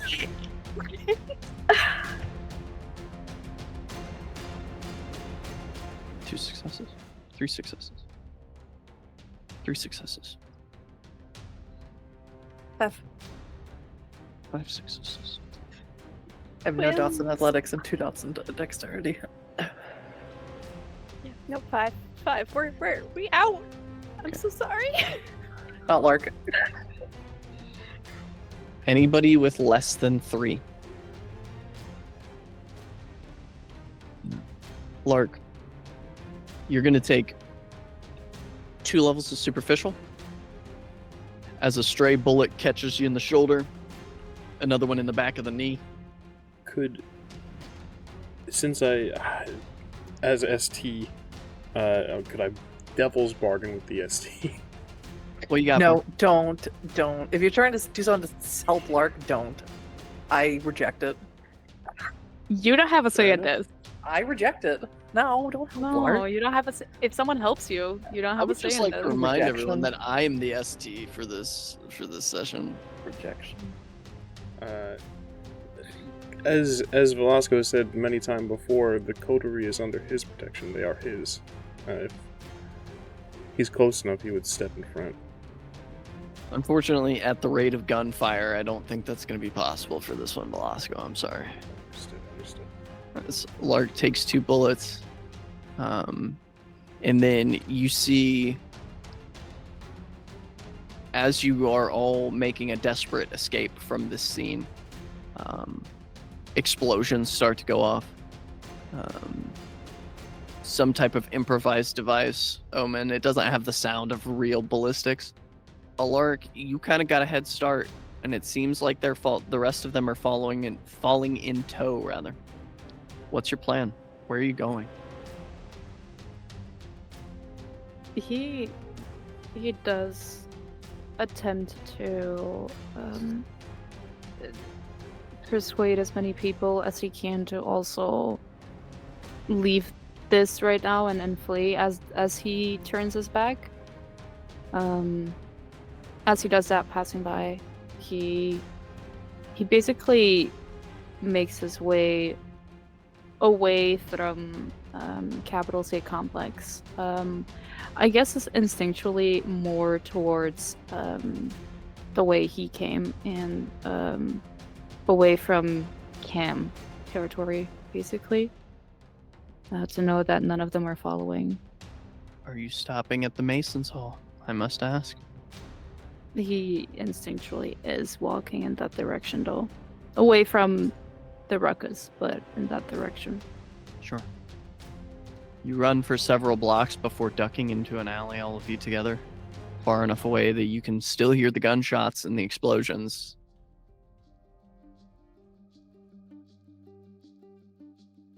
So still not sure that a message was made then? No, I was about to say I think a message is more than likely been received. Not quite the one I'd hoped. Positively sure that tonight was a waste of time. Nope. Yeah, I don't think so. I think we learned a lot. Who were they? Omen's having a rough time right now, but circle of the sun. There's a circle. What were they doing here? What did they want?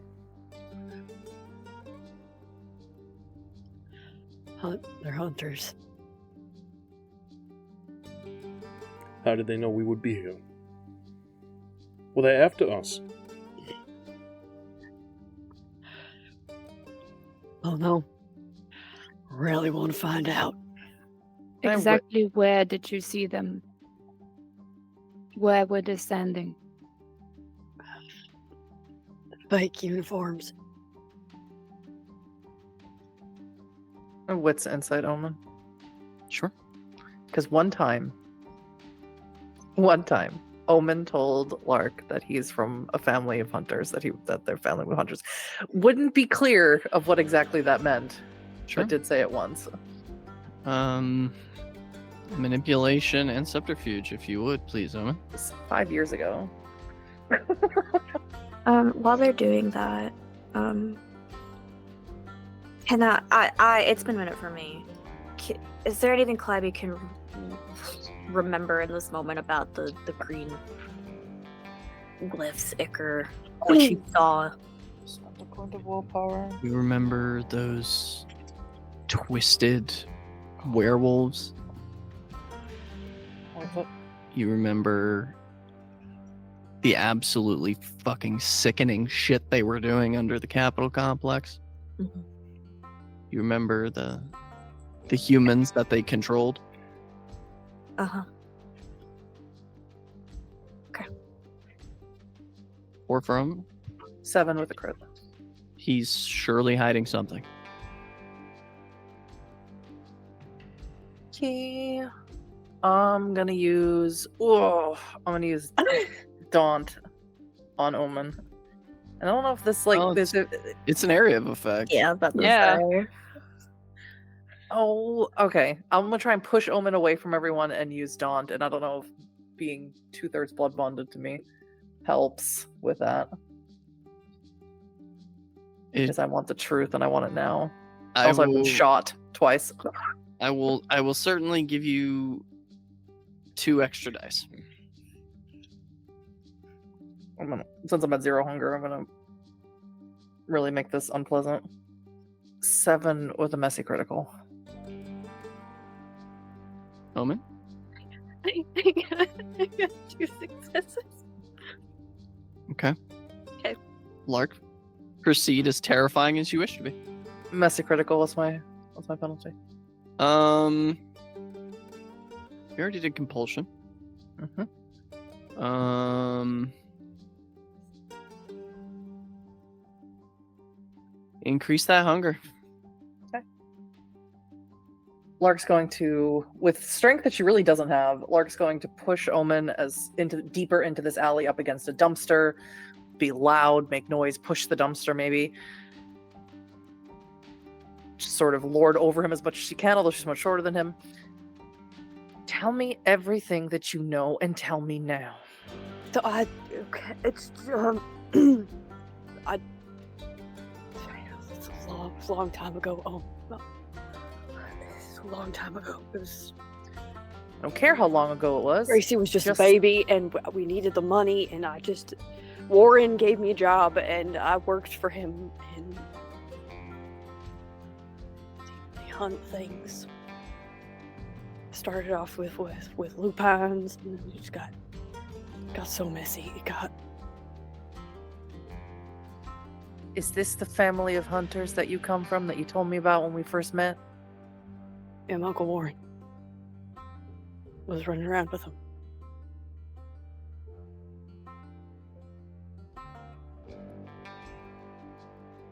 She'll shut off Daunt.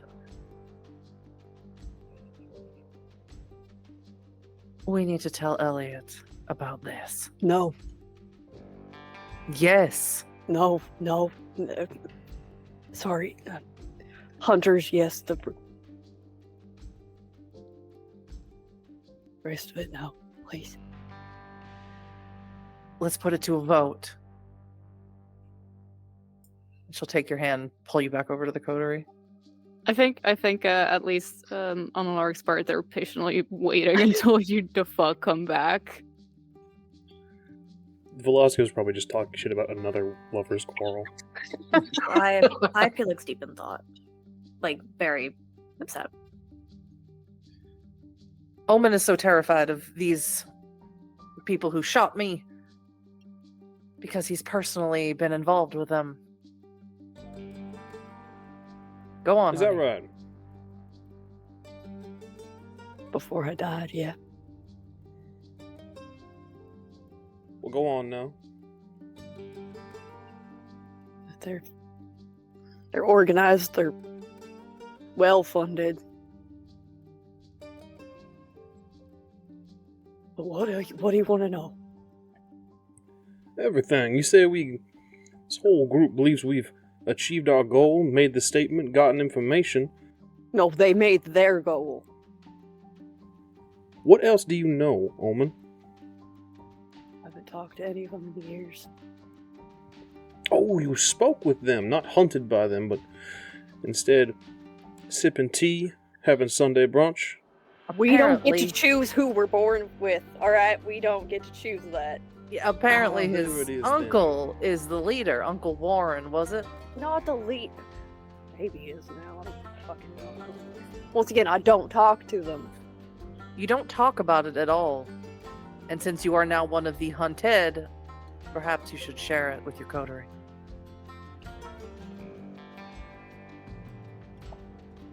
Right.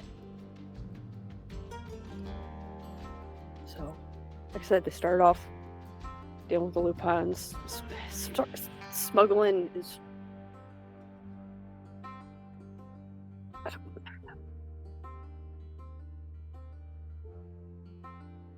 They're good at what they do. I don't know their goal. I don't know what to tell you. But you could find out, couldn't you?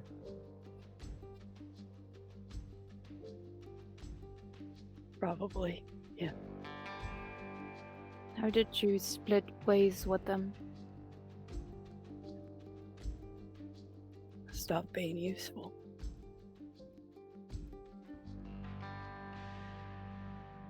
Are you implying, puppy dog, that you were useful to them after you became what you are? Fuck no. If I would have came home dead, you know what they would have done to me? Well, good. Do they know what happened to you? Warren does. Well, I guess that's the place for you to start. Calliope, you Yes. still have Sense the Unseen active. Yes.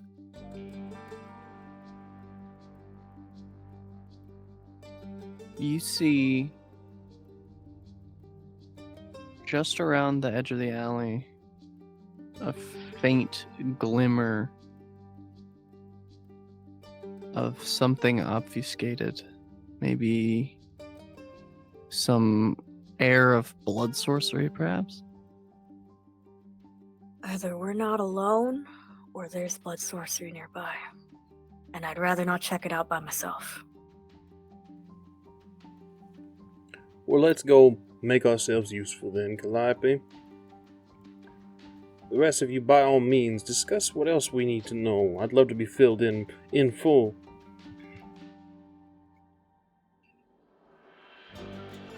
Miss Calliope, was it? Yes, father. Please lead us to where you see whatever it is you think is hidden.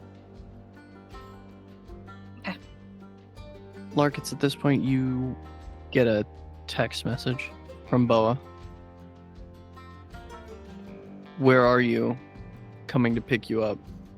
Development with the work situation.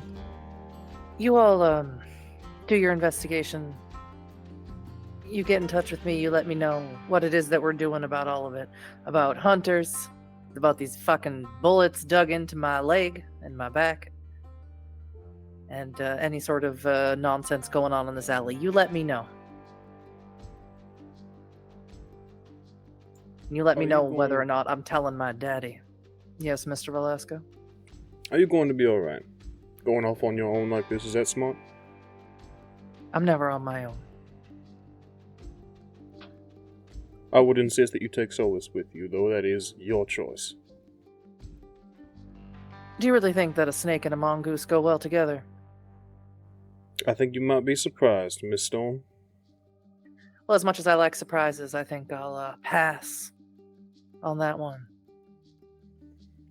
At your leisure. Thank you, though. Father Winthrop, it's been most interesting to meet you. Can't say I've met a lot of Catholics down here in the South. I'm sure we will see more of each other. I certainly hope so. You get another text, Lark. I triangulated your cell service. I'll be there in 5. Text him back immediately. Don't do that again. Text back, well, you didn't answer. Omen, I will see you later. Sure, sweetheart. And Lark will leave. Very well. The moment Lark is out of sight and out of hearing range, he is telling Solus using Feral Whispers, she does not get a moment alone. You follow and you be safe, you stay hidden. I do what I can, but listen, I'm just a Jersey mongoose. Before I leave, is there any chance, just so I get to use it, is there any chance I can notice Solus?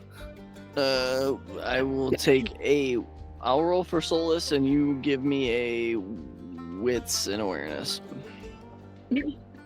No successes? Solus! Alright, Rolled my six dice, no successes. Okay, the counter roll is resolve and animalism. That's 4 successes. I haven't rolled yet. I will spend a point of willpower just because I would like this to work. Yeah, that's 5 with a crit. My boy! And I would like to use atavism.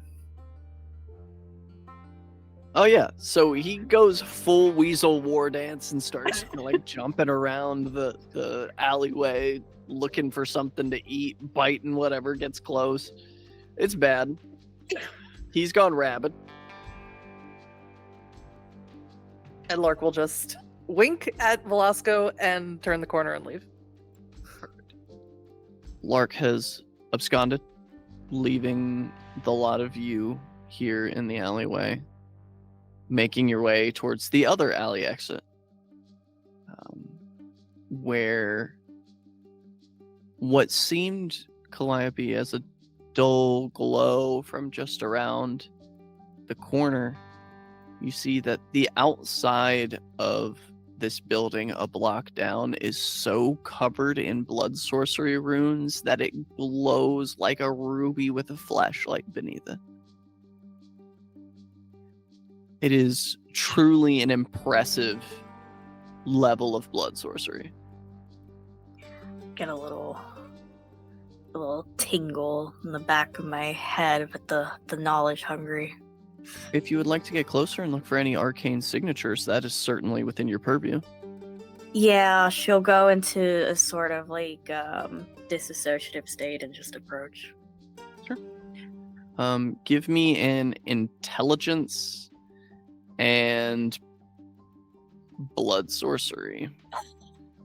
Then as we, because Alaric did say to Calliope, go ahead and lead us there, as the rest of them walk forward, Alaric will speak up and say, this is either the resting place or the place where a certain Nosferatu was last seen before going dark for a week or so ago. Nice. Interesting. 6. It may be a Nasu Havens here, but the arcane signature of this blood sorcery is without a doubt Tremere. In fact, you're familiar with Dr. Aaron Moody's work. Yep. And this is some shit he wouldn't have dared try beneath rhododendron. These wards are experimental in nature. This is as dangerous as it is cutting edge.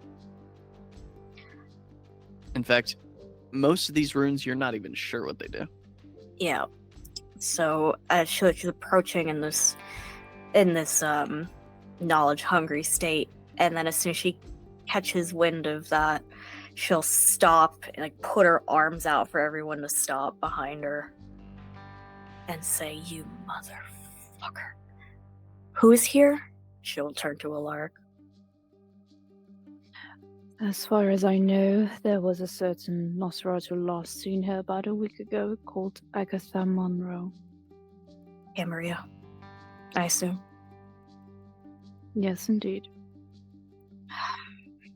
there's a this is Tremere work. There are wards here. I don't even know what the fuck they do. And Calliope looks and sounds just pissed off. You said you got 6 successes. I did. I'll tell you what. If you give me a wits and occult, Oh. and you can also hit a difficulty 6, we can get to Kraken. I'll rouse. Do we see or smell anything around the building? Blood. Okay. Buckets. Can I preemptively roll wits insight to see how Calliope is reacting to all of this? Sure. 8 on a messy critical. 8 on a messy. Alright, well, you're going to fall under your compulsion of perfectionism. Awesome.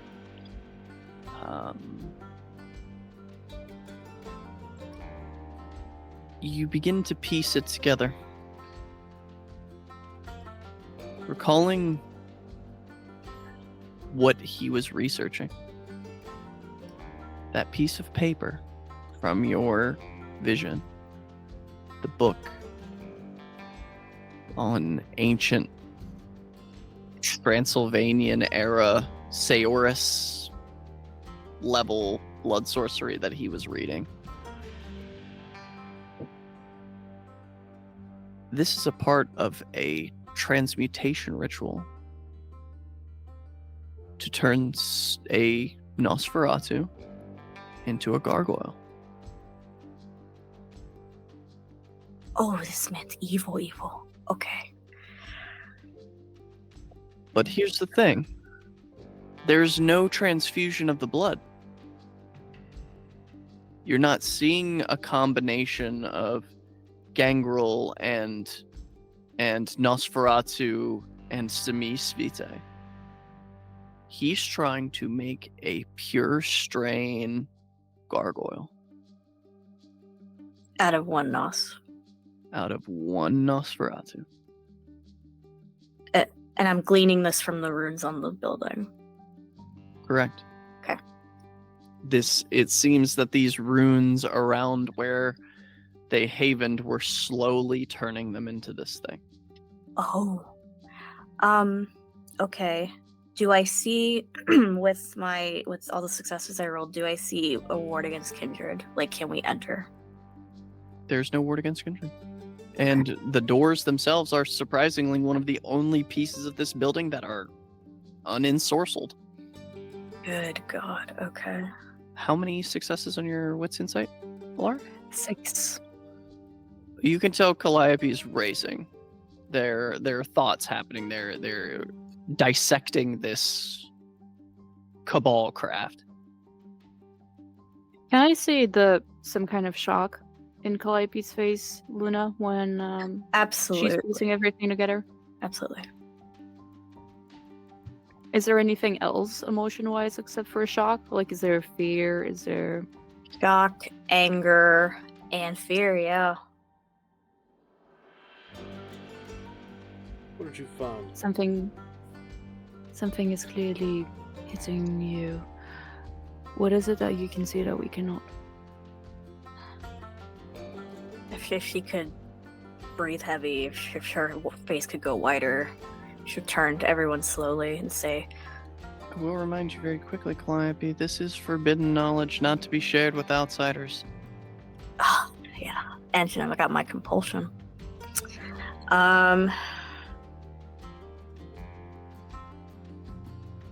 Whoever havened here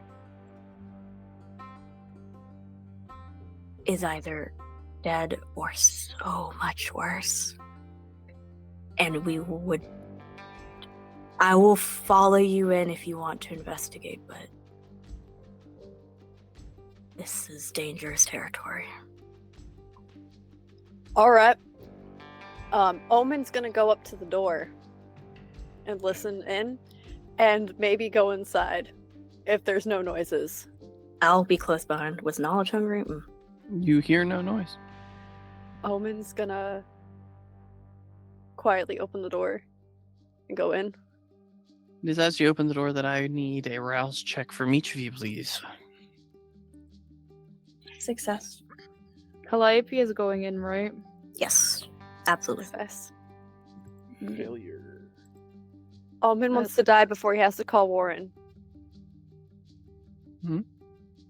Bringing me to 4 hunger. And for you, Lark? Success. Only Velasco then gets hungrier, the beast roiling within you. The need to claim, to possess, to take. As the smell of what you now see,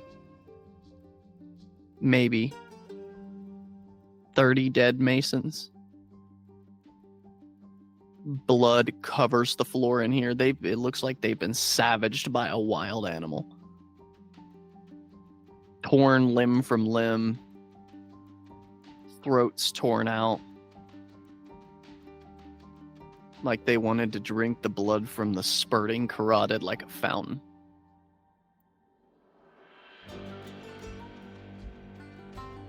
What in the hell happened here?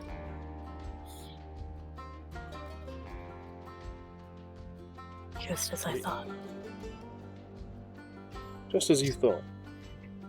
So Please do much explain, worse. Miss Rose. How much do you know about our shared history, Velasco? Or you, Omen?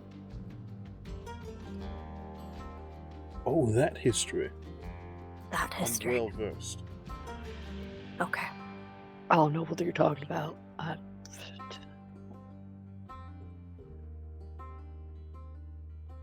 She looks like she's rapidly calculating what she can say. Hold that thought. Before I was about to do the same thing, hold that thought. I'll first let Avery. Hit us with a gargoyle? Yeah. I don't know. yeah. I was gonna try to prevent that. That was literally what I was just about to do. I was gonna shadow perspective, but oh well. Sometimes gargoyles are inevitable, and sometimes they come at Yeah. you fast. And you know what? You just gotta roll with the gargoyle punches. Just throw Omen in front of it. It's fine, guys. Lark will be the only survivor. Oh my god. Lark did the smart thing. Don't worry, fam. Father is here to take care of you. Calliope, you are going to take 5 levels of superficial damage Okay. as something moves past you all so quick you can hardly see it in a blur. Not fangs, but claws sinking into the flesh of your neck, Calliope, and dragging you up a wall as it runs. You see this creature, this Nosferatu, not entirely gargoyle-like. You've seen the illustrations. Sure, she looks monstrous. She is, well, Alaric would know. She is one of Badger's brood. So her features from her and Badger's shared sire are quite monstrous. Save for she has leathery patagia that come from beneath her arms. Her fingers long like the bones in a bat wing, ending in sharp claws. The hobbled back short legs as she drags you along the wall with her. And I would like everyone very quickly to roll a Dex Athletics, and we'll determine initiative order. It's 5. That's fucking crazy. Mm-hmm. All hunger dice, 2 crits. 4 dice, 2 crits. Wow. So 4, 8, 5. Calliope. 5 on a crit. 5 on a crit. So you guys are going to go in your turn order before this thing, and it is holding Calliope up in the rafters, getting ready to just pull the head off with these clawed fangs. That's a stupid thing. Clawed talons. Velasco, you are certainly up first.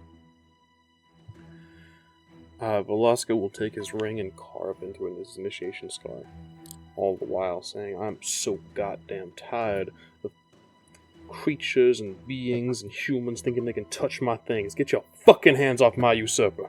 And I will trigger Elemental Grasp. Okay. Which element are you deciding to grasp it with? I choose the air. Well, you as the storyteller can kind of help me determine if that is even possible. I would usually choose the air, but given that we're covered and underground, most of the Coldonic Sorcery uses the air as like rain and thunder and storm. So if not possible here, I'll choose Earth. You are inside of a Mason's Hall, or a Mason's Lodge, rather. Apparently they were in the middle of some kind of thing because this place is lit with candles. If you would like to elementally grasp with flame, that is an option that you have. That seems like a great idea with me being caught up in it. But hey, that is the downturn. That is indeed the downturn, but everyone can run away. That's okay. Everyone can run. I would love to use flame. Sure. Composure and resolve from you, Calliope, as this grasping flame is coming at you. Go ahead and make your roll for that, Velasco. 6 successes. 6 successes. Wonderful. So that is going to be 6 levels of Fire Zag. Luckily, this is a Nosferatu with Fortitude. And they must make an appropriate skill roll to continue against the element. Against difficulty equal to 1 plus the total successes on the ritual roll. Well, first I'm going to roll a Composure and Resolve for it as well. What was your Composure and Resolve, Calliope? 8 on a crit. Someone's looking out for me. 8 on a crit. You are not going to Terror Frenzy. Awesome. It is, though. I'm going deeper in, guys.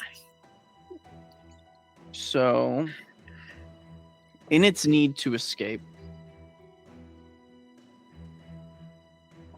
we're going to say, for being grasped by flame,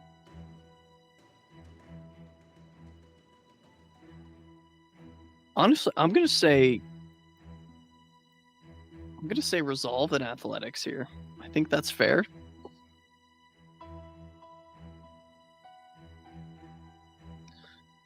It is terror frenzying, but it is being held in place. Can I pull myself off or something? We'll get to that. Okay.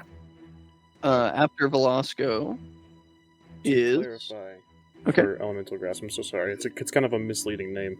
It's not necessarily held in place. It's just if it moves against it. So currently, I'm trying to get it to drop Calliope, and if it wants to pursue that particular task or to pursue harming us, it's going to have to roll that appropriate skill roll in order to continue to do so. Otherwise, it's going to be bombarded by flames.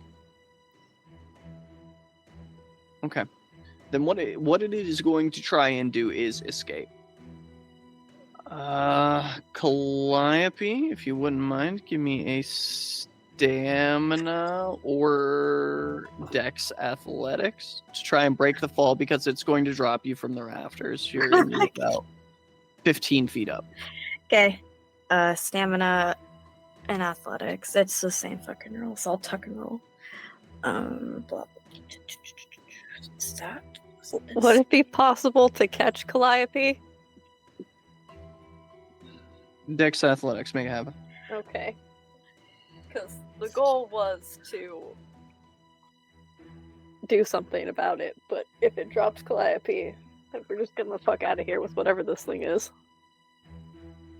Before survival instincts kick in, and no matter what. If it drops Calliope, that would be ideal. Yeah. 5. Also 5. All right. Look at us go. 5's all around today. You're both gonna hit the ground. Only one additional level of superficial for each of you. I'm checking in the egg. I'm waiting as we go down initiative. After Velasco is the 2 5s.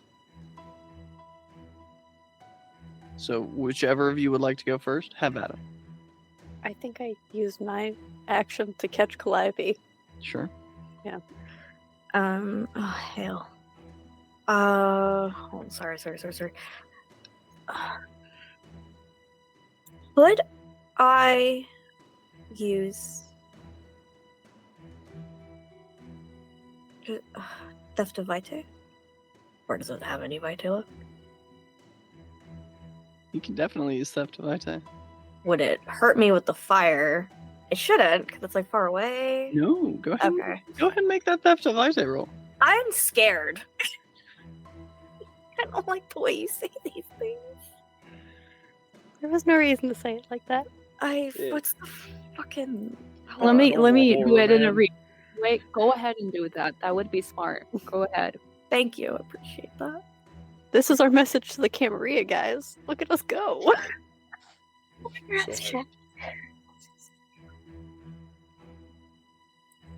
I fail. I'm at 400. But I'm about to slurp. You get the bendy straw. My wits plus blood sorcery versus its wits and occult. I'm still roused, so we're at 400. 7 on a crit. Okay. 7 on a crit. Well, Calliope, you said you're at 4 hunger. Yeah, I am. You will reduce to 1. Cool. This is enough damage to torpor it. Awesome. But as you hold your hand out and that Vitae snakes its way into your gullet as you thief it, you've been on Vice before, so you know what it feels like. Uh-huh. And this is a much higher concentration. This sucks, guys. Okay. I need you. I'm so sorry for writing this up the way I did. I was hoping no one was going to take blood from it, but hey, there's your lesson, dear viewers. Never anticipate vampires not taking each other's blood. I'm going to need you to make me a composure and resolve. No, I'm going to need you to make me a stamina and resolve. Aw, you sure it can't be composure? I'm kidding. It's alright. It's fine. With a 5 dice penalty. What? Okay, now I'm really gonna ask, like, could I put composure? No. Okay. I think we might have to stake the usurper with love. With love? Love. So, alrighty, so let's do some math here. I got 1, 2, 3, 4, 5, 6, 7. I'm rolling 2 dice. Pray for a crit. Yeah, because isn't the difficulty 3? Make it count. Well, wouldn't you know it, I got a messy crit. So A 4. messy crit. Oh my. Already in perfectionism too? Yeah. Baby. We'll get back to you in a second. Cool. As this level of vice in someone who hasn't built an immunity is going to immediately torpor Calliope.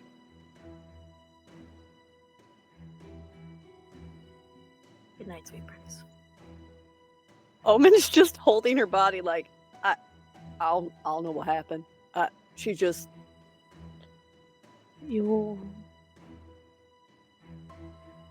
fine. So both of them are torpid right now, right? Correct. And Alaric, I need to be very clear. You're familiar with Agatha. A slaughter like this is not in her character. In fact, you found her to be one of the more humane kindred.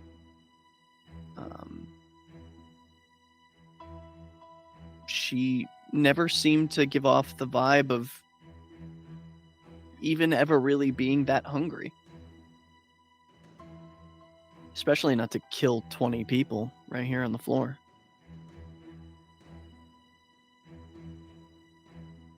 Yeah. Oh.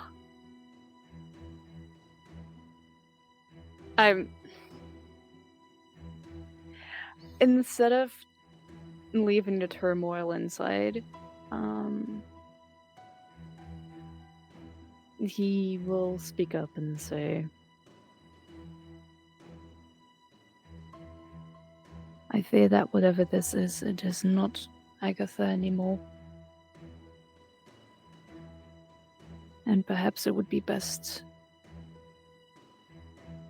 to lead whatever is left of her spirit elsewhere. So it's a lot of words there.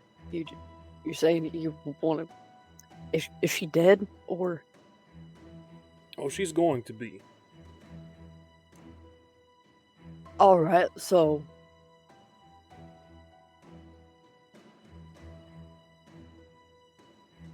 Gather up what you can about this place. Any information, anything that you think might be useful. This place will be our message.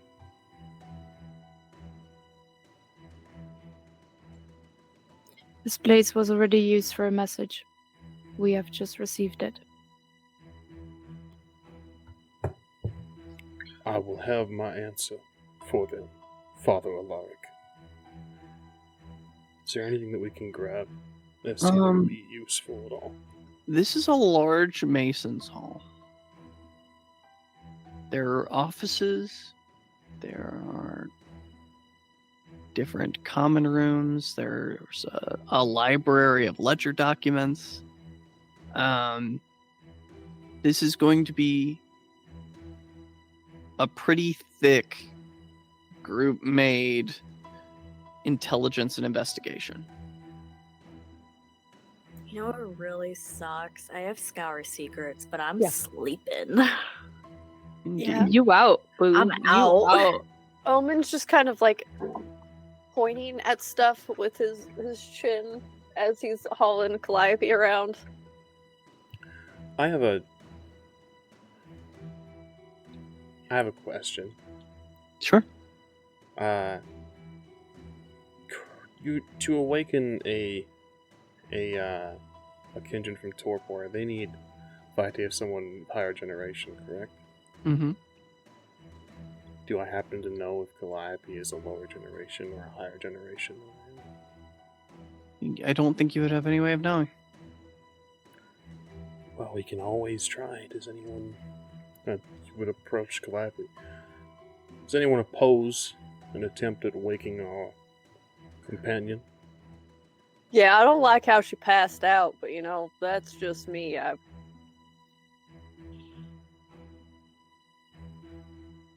Because I don't know if y'all saw that, but like, she sucked the blood out and then just. We could also give her safe haven until she awakens. In a better circumstance. Yeah, I think we should probably get her out of here. Let's 'Cause grab what we They're can. not going to wait. Let's grab what we can very quickly, and then I will take care of the rest.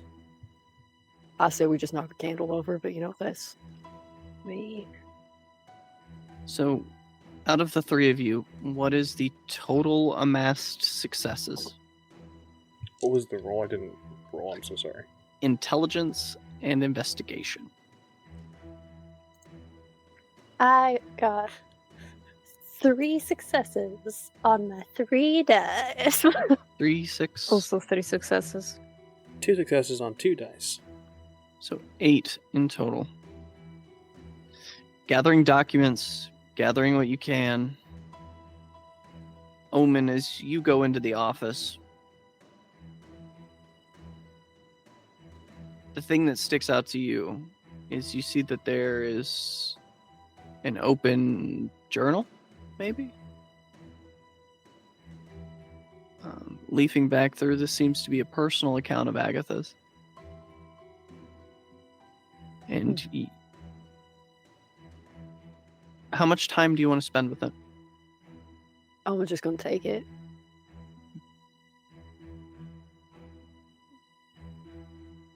All right. As you gather what you can, we'll go over to Calliope for a moment. Yes. Calliope, that same horrid, groggy, moving through an ocean of sludge feeling washes over you again. You're almost nauseous. God, you forgot what it felt like to feel nauseous.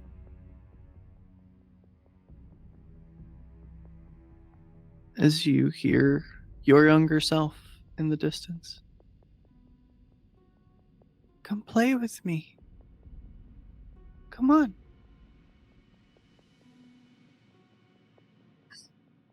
I'm not leaving you behind. I don't care how many times you stake me. And I'll trudge through. And towards the voice. But you always leave me behind. No. You always leave. I had to leave for you. You killed me when you left. That wasn't. You killed me.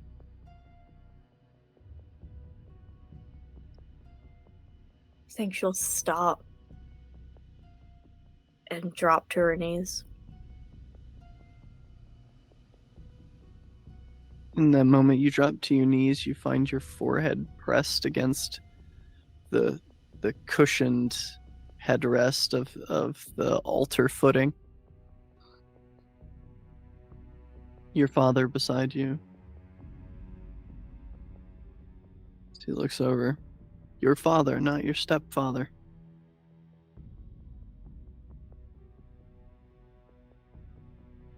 So I guess I did a bang-up job, huh? What do you mean? I turned out fine. You know what they say about girls who dress like you. Must have been something their daddy did. Oh, come on, isn't that a little reductive? You tell me. Stereotypes are there for a reason. So what'd I do that was so bad? You left. Is that what your mama told you? What else was I supposed to believe? Whatever you want, I guess. Doesn't really matter. I'm dead now, sugar.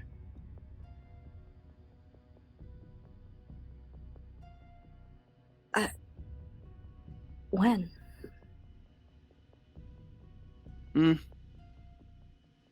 Some time ago now. Why wouldn't she tell me that? I don't have the answers, kiddo. And you've been dead quite a while yourself. Sure have been. It's a shame I didn't get more time with you. You might have turned out like me. And what's that?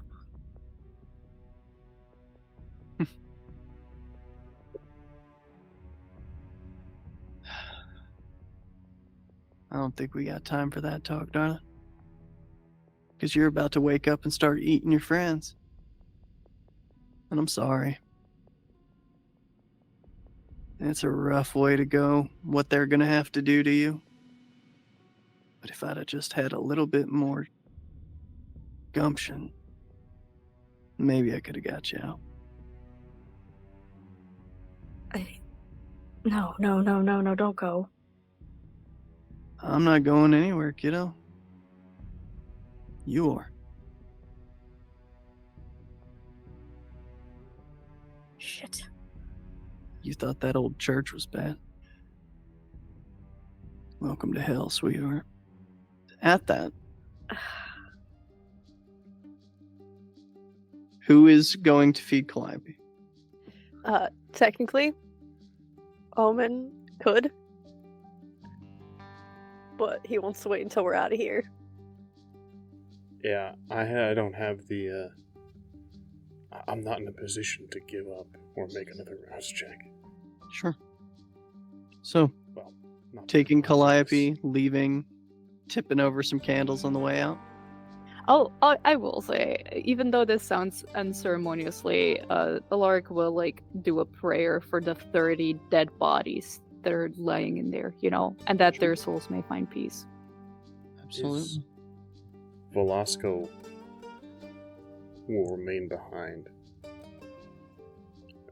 and be sure that the building burns fully and completely.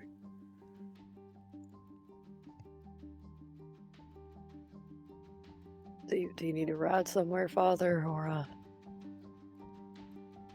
You're still holding Calliope, right? Yeah, like she's just kind of passed out. Do you have an idea of where she rests? no? We're not close like that. I mean, I know a place I can take her. Hell, I should probably just take her home.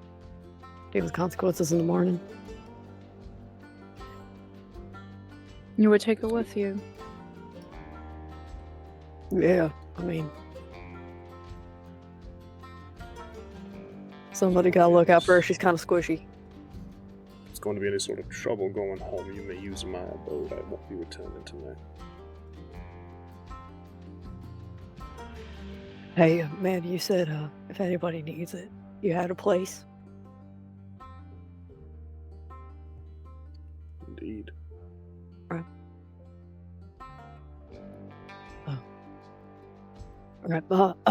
Yeah, but did you need to ride somewhere, Rev, or? No, that will be good for the night. Thank you for offering, though. Yeah, I mean, I guess we'll see you tomorrow night. Where do you want to meet? I heard some things about you, so I'm not sure giving you my number is going to do much. Your phone starts to ring on it. Why don't you give me an address? Yeah, Omen's going to pull out a business card, look at his phone. Janky Peterson.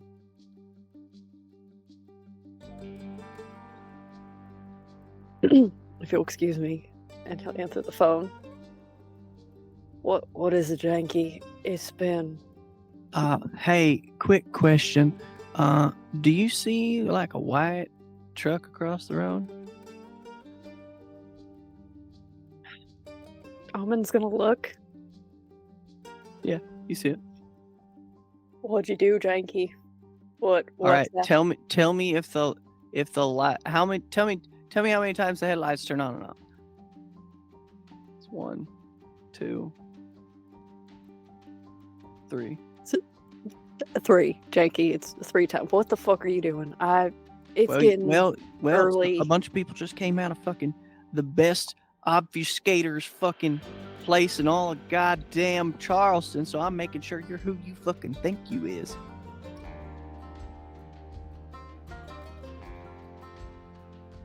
Right, Janky. Okay.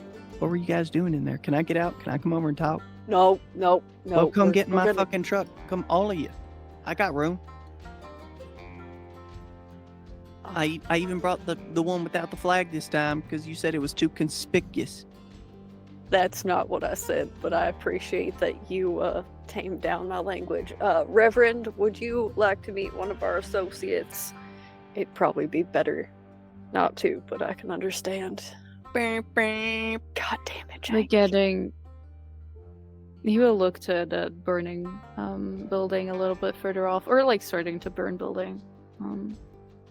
And he's feeling a little confused about all of this and about the way the three of you have been interacting. Confused in a lot of ways. And seeing as it's getting closer to the morning, he will say, I will greet them, but I do think it's getting to the point where you should seek safe haven. Yeah, probably. Bing, bing. Yeah, I'm walking. I'm walking janky. I'm walking. Just And the car window rolls down, and you see the most luxurious mullet come out, Father. It's about shoulder length, sandy brown. It would make the country music stars cry. Denim jacket, wild looking eyes. He definitely looks like a tweaker, young white guy. Leans out. Oh shit! You're that vampire priest I heard about. God Janky, damn. lower your goddamn voice. Oh well, shit. But there's nobody around but a fucking burning building. What do you want, Janky? He reaches his hand out towards you, Lark. Janky Peterson, nice to meet you.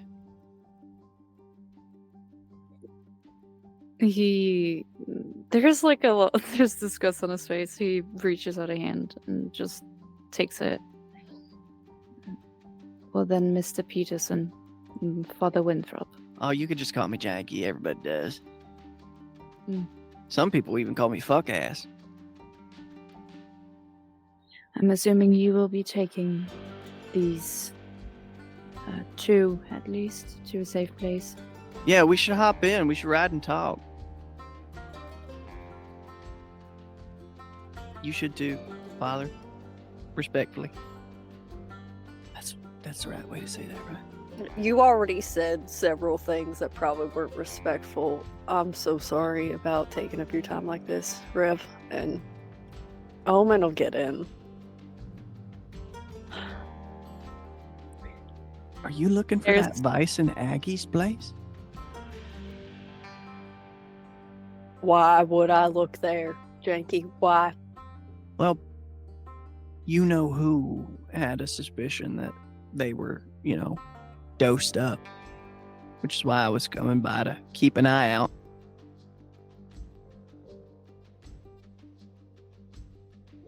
Huh.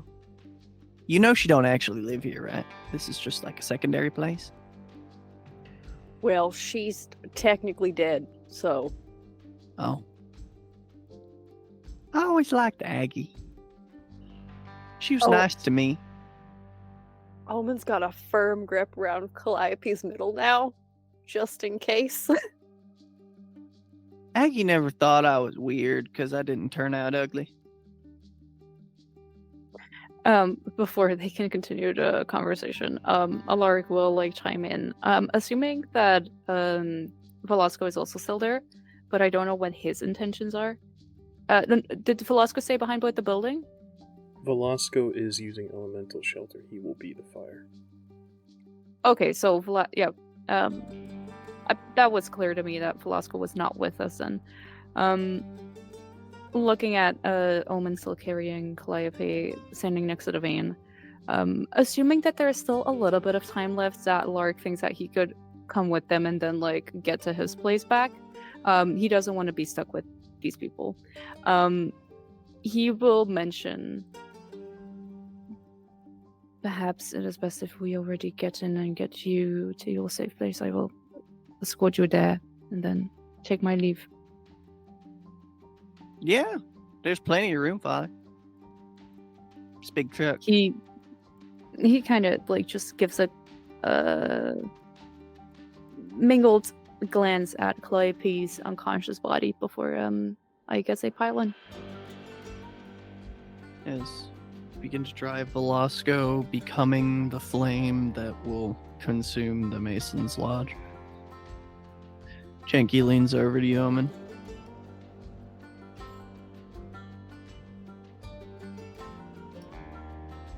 Y'all look on your face like you won't say something.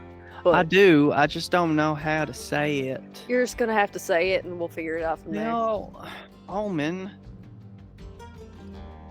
Look, here's the deal. I could maybe do you a favor